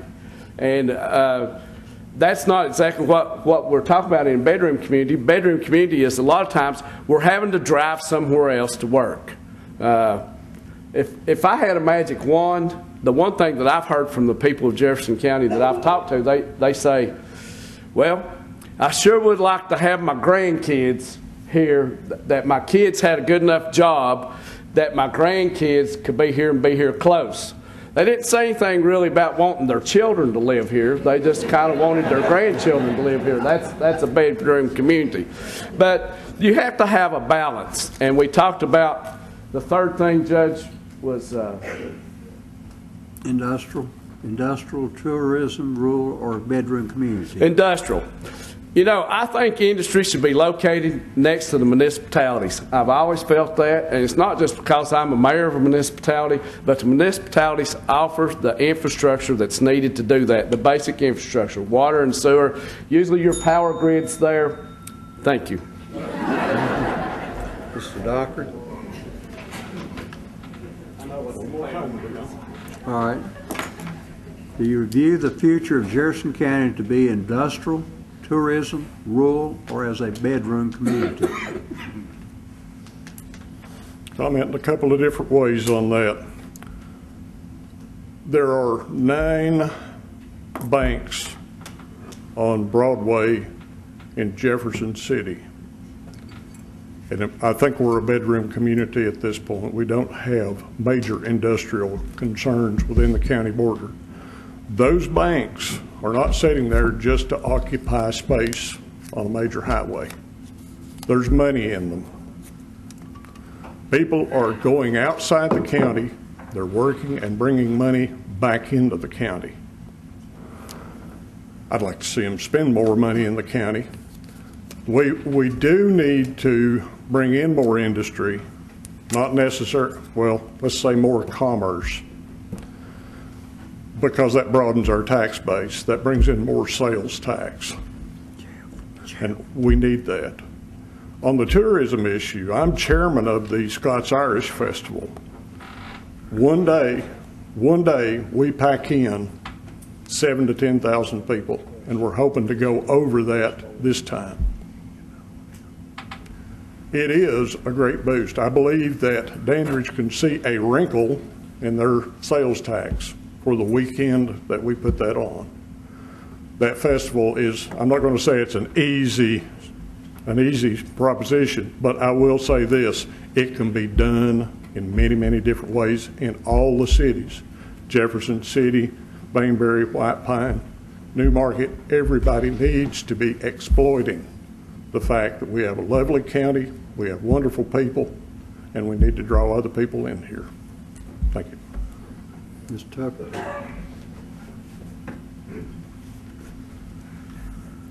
Would you read that one for me, sir? Certainly. Do you view the future of Jefferson County to be industrial, tourism, rural, or as a bedroom community? Yes. That's easy. I was up here just a minute ago and I said, we've got to bring commerce. This is so exciting to me because it's not either or. It's Jefferson City, big box retail. Maybe in White Pine they don't want to do an industrial park. Let's look at an executive park where you bring in corporate headquarters from all across America. Who wouldn't want to relocate their executive branch here and have their management team live here where there's no income tax, there's low property tax, you're surrounded by beautiful lakes, you're 30 minutes from the mountains. Let's look at that. Bedroom, heck yeah, we've got a jewel. Bainbury, Dandridge, let's do residential development. Let's get rid of that adequate facilities tax and get developers in here growing this economy. You know, it's on and on everywhere. Tourism, Dandridge is doing a great job already with in Cherokee Lake and Douglas Lake with the Bassmasters, but there's so much more with tourism that we can do. Agritourism, it's on and on. And let me tell you, when we talked a minute ago about strengths, weakness, opportunities, and threats, this again is that threat of that mindset that it can't be done. All of that's inclusive. It all can be done. It's that threat of liberalism. It's that threat of tax and spend. We've got to raise taxes. You don't have to do it. Don't listen to that lie. Taxes don't have to go up 28% in 4 years. We can keep them low, we can draw in commerce, and we can make Jefferson County a great place. All right. I've asked the editor if we could do one more question. And Mr. Dockery, I'll start with you on this. What would you do to make the actions of Jefferson County as transparent as possible?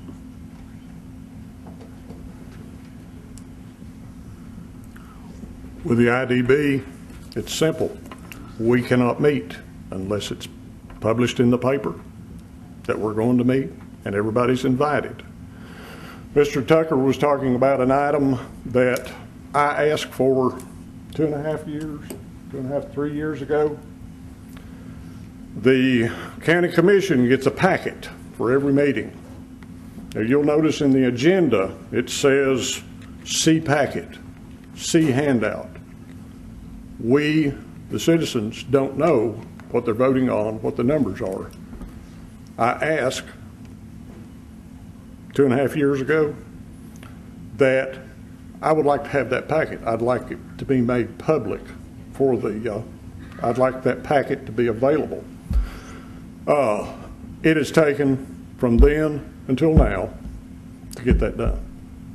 And we have such wonderful things such as the internet, and things can be posted on there. If it's 150 pages long, you can download it if you want to, or you can read it on the computer. Opening up each part of the county to citizens' investigation is tantamount to American freedom. It's our government. We need to know what's going on. Mr. Tucker? Before I answer that question, it was said earlier that if my name was brought up, that I could rebut. And my rebuttal is just a question, okay? So I would like to ask Mr. Dockery a question about what he just stated. Sure. Okay. And first off, I want to say this in my question. Mr. Dockery's request for that level of transparency was a great request. It was not something that only Mr. Dockery was saying. It was saying, we want to see what's going on. We want to see budget amendments. We want to see what you're voting on. And you said that you had asked that for 3 years. And it was, no, it can't be done. No, it can't be done. No, it can't be done. No, it can't be done. And then I would ask you just a yes or no question. The day that I was elected chairman, I had a conversation with the secretary and said, we're going to do it a new way, and we're going to put all of our budget amendments online, all of our agendas, all of our minutes, all the departmental records, and all of that. So if you look at the speed of government, do you think that I was instrumental in bringing that transparency to be in the time from when I was elected at the end of September until our February meeting? That you did. But let me say something else here. I want to talk about my effort in this. I bought a high-speed, not copier, a scanner. A high-speed scanner at one point, hoping that that would facilitate all of this information being handled. The problem has been that it's in the past, and this is a technological thing, it's been printed off, then it's had to be scanned in to be printed out again. And the process is now much simpler, I believe, and you'll also remember, since I can call your name again. I'm going to rebut it. You'll also remember, Robert, that as soon as you took the chair spot, you got an email from me restating that request, saying, please do everything you can. And I got a phone call from you. That's right. He was an advocate for transparency, and I brought it into being. And he did. He had a scanner there. And let's see. I'll go ahead and answer your question. What would you do to make the actions of Jefferson County as transparent as possible? Well, I think that what I have done has improved it significantly. And the interesting thing was the process that he talked about, he had a high-speed scanner, and I applaud him because he put his money where his mouth is. He wanted to see it. But technology, the past 22 years, that's what I've done. I've streamlined companies and everything else. So it's kind of ridiculous for somebody to create a document, a file on a computer, and print it out, and then run 30 copies of it, and then take them to people, and then those people scan them back into a computer. That was the idea. So, I mean, we just had a meeting, all the department heads, elected officials. We said we're going to do it differently, and we'd love to have all your cooperation.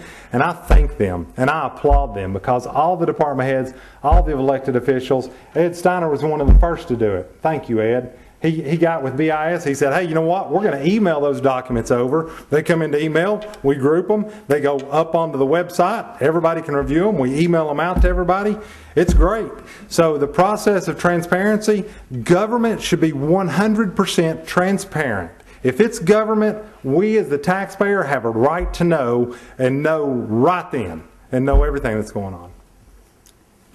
Mayor Potts.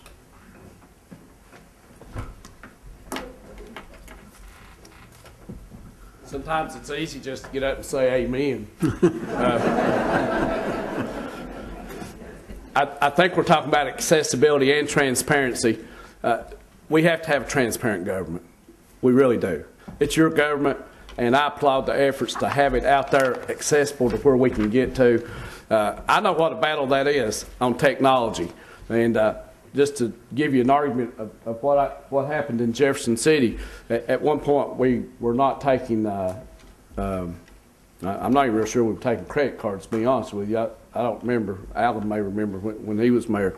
So my argument was, I said, I just went to the hoagie shop and they used my debit card. So as a city, we need to get moving. So technology has been tough in our county, in our city. I'm glad we have it. We need this transparency so that you can be involved. But more importantly than transparency, we've got to get the word out. It's education. We just had these listening sessions, and I remember seeing in one listening session, and those of you that are involved in government that's been involved, you'd appreciate this. Somebody stood up and said, the county needs a land use plan. And I'm like, the county's had a land use plan. We review it ever so often. They bring it to us, and we've looked at it. So transparency, yes. Getting it out to people to where they're informed so that they know what's going on, yes, that's important too. Thank you. Thank you.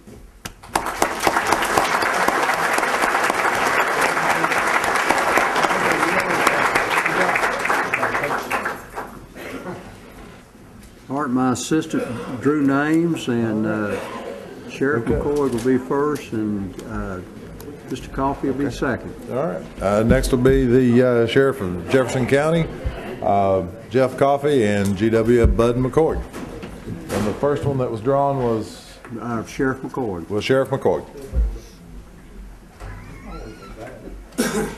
First of all, I'd like to thank the Post for hosting the debate and WJFC for co-hosting it.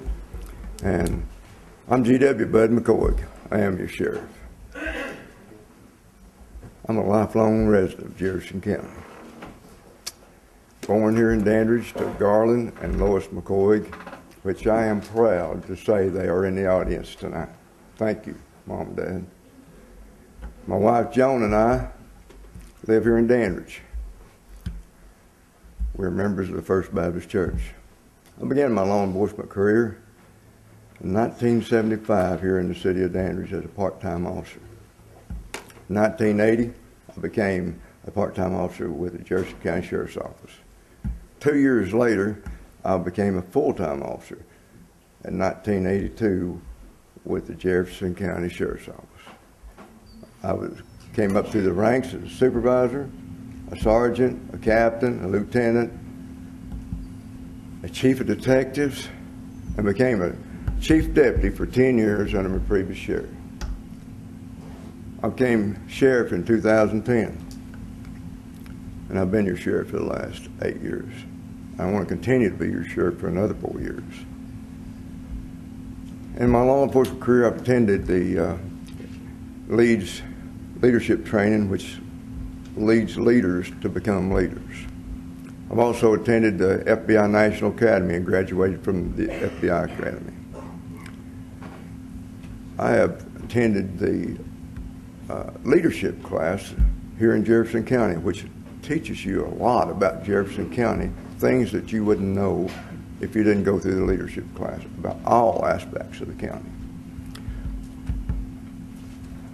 I want to continue to improve this and do a great job, as I feel like I have for the last 8 years, and ask for your vote and support for the sheriff of Jefferson County for another 4 years. Thank you. You want to address the issue of what you would do to improve the sheriff's department? Yes, it would. 2 areas. Pay for the deputies, include the deputies in the jail and also the deputies on the road. That's the improvement for pay. Now, second improvement would be in the next term, we're going to address the overcrowding at the jail, and we're going to look at having to add on to the jail and make space for the inmates. I believe you've covered your qualifications, Mr. Coffey.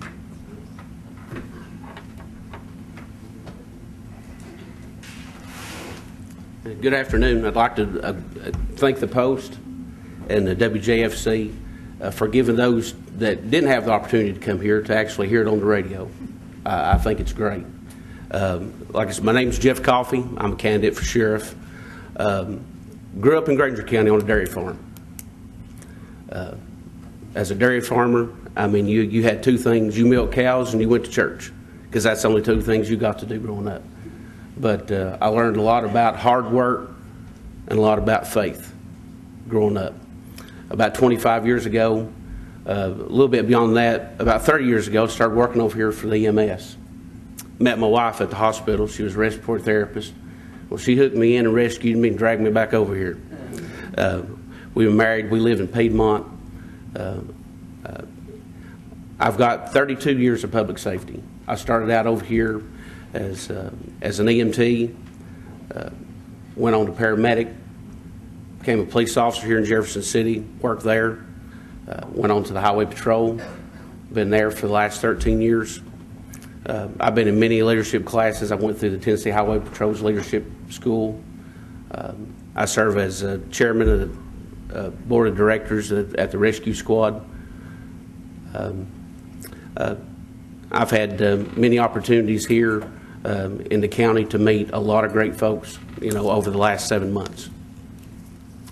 And through my service here, I'll go ahead and start into what my plans are for the sheriff's office. And some of the things my personal convictions are and what I see. We've got, like every other county, we got a drug problem here. When you start looking at the statistics, when the TBI says that 80% of all crimes are related to drugs, I mean, it's a problem. When you look out articles in the newspaper that says Jefferson County ranks high with births that are being addicted, and also the people that are abusing drugs. When we have 2 people a month in this county on average die from overdose from drugs, we've got a problem. I've said this before, my testimony for that is personal, for what our family went through. As a sheriff, that is going to be a top priority, as going after those and seeking those who are dealing this poison to our county and to our citizens, and also helping those who are exposed to it and are addicted to it now, is to try to lead them through our judicial system and the drug court to lead them to a path of recovery. All right. Do you want to address what you would do? I mean, I think you have, as far as what you would do as a sheriff if you're elected. And I think something that Sheriff McCoy covered, and I think it leads in the question I have here. What would you have, what would you do, or plans you'd have to increase officer pay over the next 4 years? I believe the sheriff has addressed that, and I'd just like you to address that also. Okay. I talked about this a few weeks ago as far as the pay for our deputies. I think we have to look at a pay scale. We have to give our deputies incentive to stay here. When we get good quality people in here and we invest time and money into training those people, I think we have to establish a pay scale for those. So if they stay here to a certain time, that each year they would get a raise until a time where they would top out. And then after that, it would just be whether the county government gave them a raise. As far as all county employees, they would get that raise, but it would be on a step system. And I think that has to be established. And then I also go into, you would look at the surrounding counties. And you would do a survey to see what the surrounding counties, and also counties that's your size, the population, to see what they're paying their deputies as well. So we can kind of do that survey so we can kind of keep up with it. You know, if one county gives their department a big raise that year, we may not be able to match that through the county court, but if we can just kind of keep right there on the edge of the hills when it comes to the time when we do start making some additions to it, it ain't a big lump sum, that we can kind of stay on the heels of it and we can be competitive as far as a market with our deputies. If you would. Pay is a big thing. When I came into office, I revamped the sheriff's office and put supervisor over each shift. And I used some top pay to equalize pay, and we do have those steps right now. We have a starting pay, a 5-year step, and a 10-year step. All of those steps need to be more. And our surrounding counties around the pay that we see from them, I don't lose too many people for pay-wise to other counties. What I lose them to is the cities. I've lost one gentleman, doubled his pay, went up to $42,000.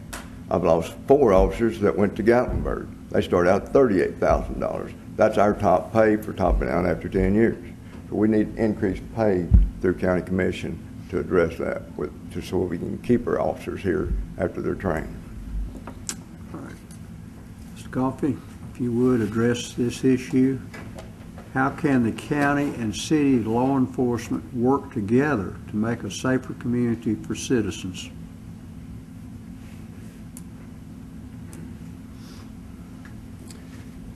one of the things that I would suggest from the get-go is to put personalities aside and create a drug unit. I mean, this county is a part of the drug task force. We're a part of it now. The sheriff stood up here 4 years ago and said he was a part of it. We're still a part of it. What drug task force are is they work in the 4th Judicial District, Jefferson, Cock, Granger County, and Jefferson County. Not 100% of their time is spent here. It's a judicial district. So my first initiative would be to sit down with all these police chiefs and say, for once, for the first time in this county's history, I want to sit down and create a narcotics unit. Narcotics/street crimes unit. A unit that would have the intelligence, the skill to go out here in our county. We wouldn't have to worry about them having to work in Sevier County or Cock County or Granger County. They're going to work right here. And for the many people that's called me and said, hey, that I've talked to, that said, hey, you know, the people down here, you know, they're dealing drugs. We see a lot of traffic in and out there. We can address those problems. We can sit down as chiefs and sheriffs and say, hey, let's find somebody to be over this unit. Somebody that will direct these people. And when we got these problems, they can be handled and directed at that time. But we have to work together and establish these relationships, because Bainbury is going to have different issues and problems than Newmarket is. And Jefferson City, vice versa with Dandridge and White Pine. The sheriff's got to be able to lead and sit back and work with them, and whatever they need and whatever we need to help them with, we need to sit down and try to help those each individual departments. Sheriff? Yes, we work drugs, and we do have a local drug task force. And these drug task force does cover the 4 counties that they're assigned to. But right now the members of the task force are just Jefferson and Granger. But the drug units that we have are drugs right here in this county. Just because this one's selling or that one's selling, we have 55 officers that address those drug problems. They watch these communities, they patrol your communities, and they make drug arrests. We turn over to our narcotics officers that's undercover information from all these stops. And not only do we work a local drug task force, we're assigned to a federal task force. We have arrested 84 this past year in federal court. One of those I arrested 4 years ago and had her in court for selling right here in Jefferson County. She continued, she spent her time, got out, continued, and our federal task force just arrested 23 co-defendants in her case that are prosecuted in federal court. So we do work drugs, and we'll continue to work drugs and make this county a safe place to live. All right, Sheriff, I have this question. And if you say fire the lawyers, I'm going to hold you in contempt of court. Since my son is presently down in Middle Tennessee defending Wilson County in a lawsuit, how do you lower the amount of funding that goes towards paying lawsuits against the department?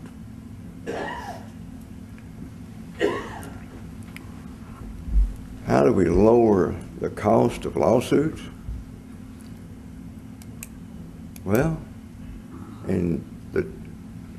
we uphold the Constitution of the United States. Every one of you all have a right to file a suit against each other.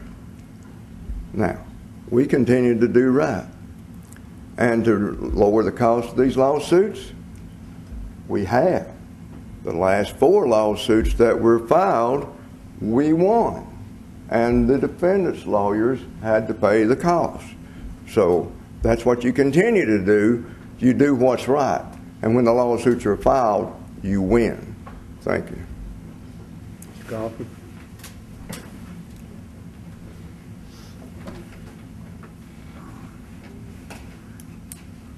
Now, the question was to deter.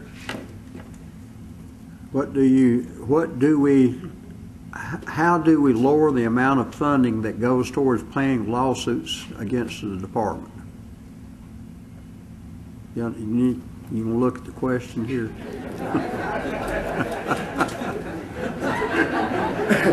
and like I say, I'll hold you in contempt of court if you say fire the lawyers.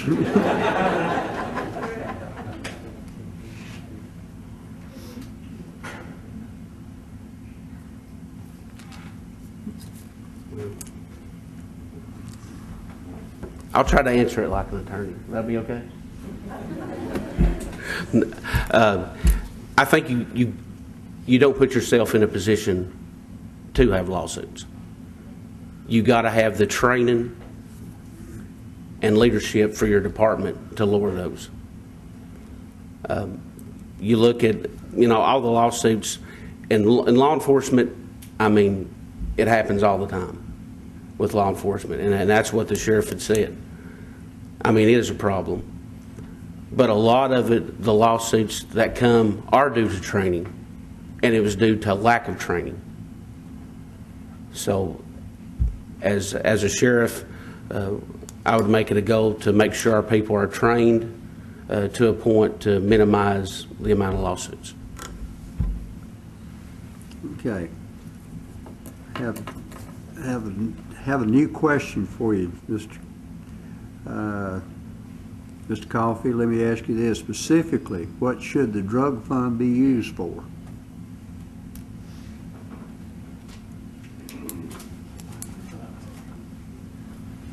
Well, like every other department, it's used in the stopping of drugs. This county, the sheriff mentioned, they had 55 people out working drugs. Well, we had 103 people arrested in 2016. 55 people arrested, 103 people. In Bainbury the other night, he said in 2017, they'd arrested 158. So I think we need to use some drug money to do some funding for some officers so we can arrest some more people. So if you look at the averages of 55 plus 103, you're getting into the 0.02 percentages.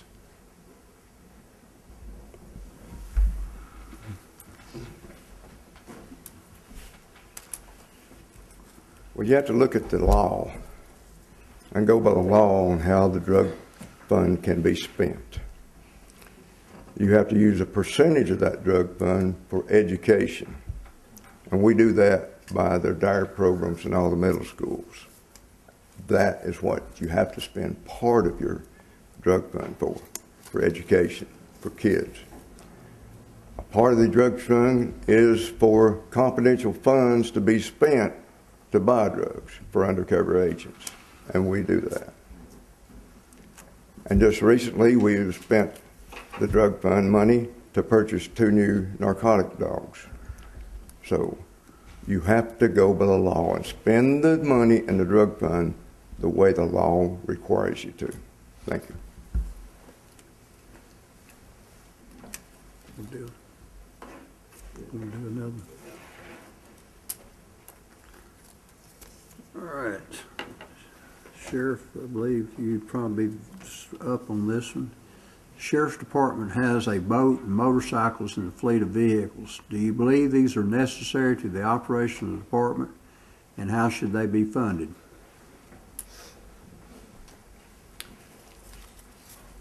Yes, we have 2 motorcycles and we have 2 boats. The motorcycles cost $9,000 apiece.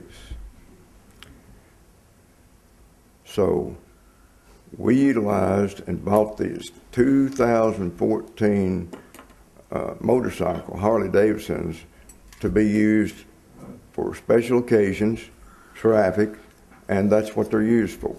And they do make a good use for the department. I put it off for years, was convinced, and when we got a good buy on these motorcycles, I can sell those motorcycles for more than $9,000 today if the public wants me to and get our money back.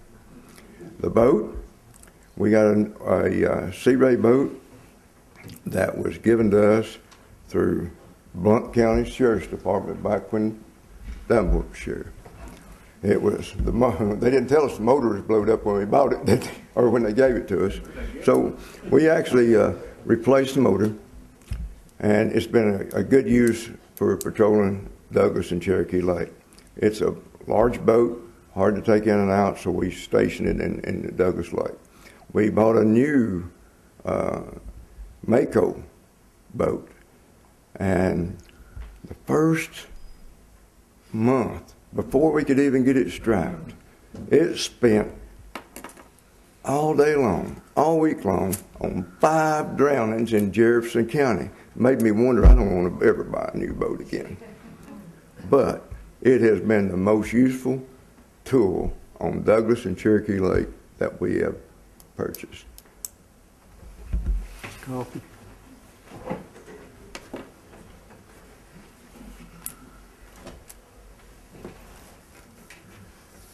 Motorcycles, we have them in the Highway Patrol where I currently work as a trooper. They're a great asset for traffic enforcement. But I mean, I just have questions for the sheriff. I mean, where did the money come from to purchase these motorcycles and these boats? And do we have certified motor officers now that operate these?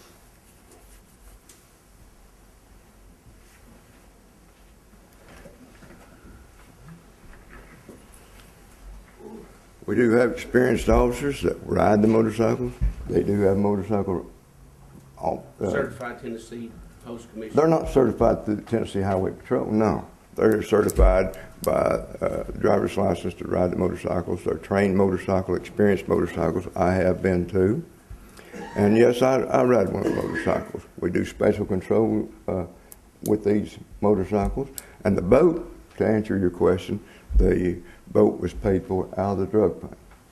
That we can legally do because the law allowed it to. Gentlemen, there is one other question that here I think is very, very important in light of the opiate epidemic, not only here in Jefferson County, but statewide and nationwide. And Mr. Coffey, I'm going to ask you, since, I mean, I'm not picking on you, but it's just, it's your time, and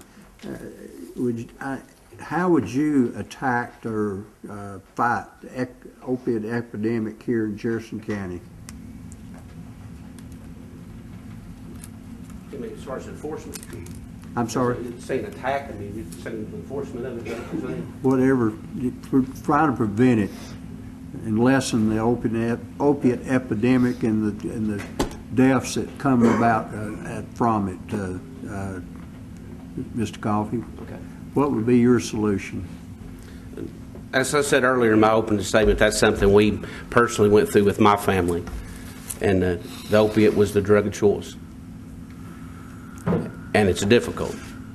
It takes many man hours to go after these because this drug is so addictive to these people, they're not willing to give up information about it. As we went through it for 7 years, I mean, I couldn't get my stepson to tell me, where are you getting this junk at? And working the street and conducting traffic stops and working with these people, they're not willing to give this stuff up. They're very hard cases to work. That's why you got to have the manpower to do it.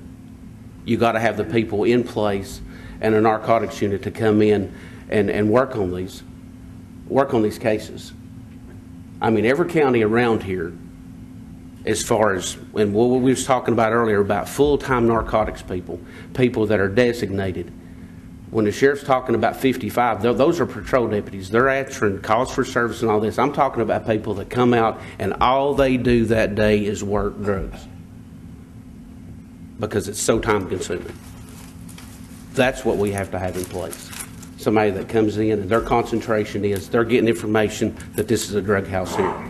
They start concentrating their efforts on that. And a lot of that is surveillance. A lot of that is undercover. A lot of that is working with the patrol deputies to make a traffic stop so they can start interviewing these people and start getting some cooperation so they can get back into that house and start making a case and arrest them. One of the other things we need to do as far as a sheriff's office is, I'm a part of the Rescue 180. We have Narcan that we put out to all the counties. We need to make sure that actually gets inside our patrol units. From what I understand, as of today, the sheriff's deputies still do not have that life-saving drug inside their car. Thank you for asking that question. I'm on the board of directors for Tennessee Sheriff's Association. In the last few years, we have been fighting in legislation the opiate problem. I am a member of the Drug Recovery Court, and we fight it every day. And we are making progress. We've made so much progress now that the opium problem is going down a little bit right now, and we're addressing that problem. And now there's meth coming back, so we're having to purchase more meth today than we do.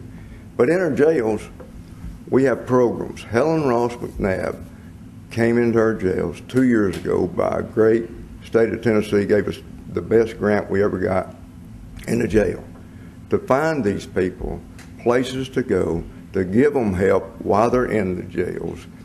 And through our drug court, through Helen Ross McNabb, through a lot of church organizations, we are fighting the problem in the jail before the guys go back out so they can be off the drugs, and we continue to give them education, and we are making progress. Help me continue to make this progress. Thank you. Thank you, gentlemen.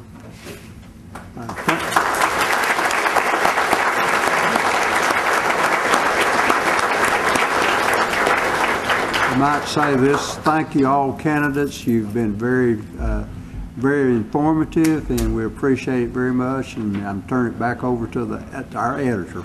Absolutely. Folks, I want to tell you again, thank you for coming. I would like to say to each and every one of the candidates, those that are either incumbent or running, thank you for all your service, okay, everything that you do for this county. And for those of you that are running for the office, thank you for your willingness to serve. Thank you all. Appreciate you coming. Everybody have a safe trip.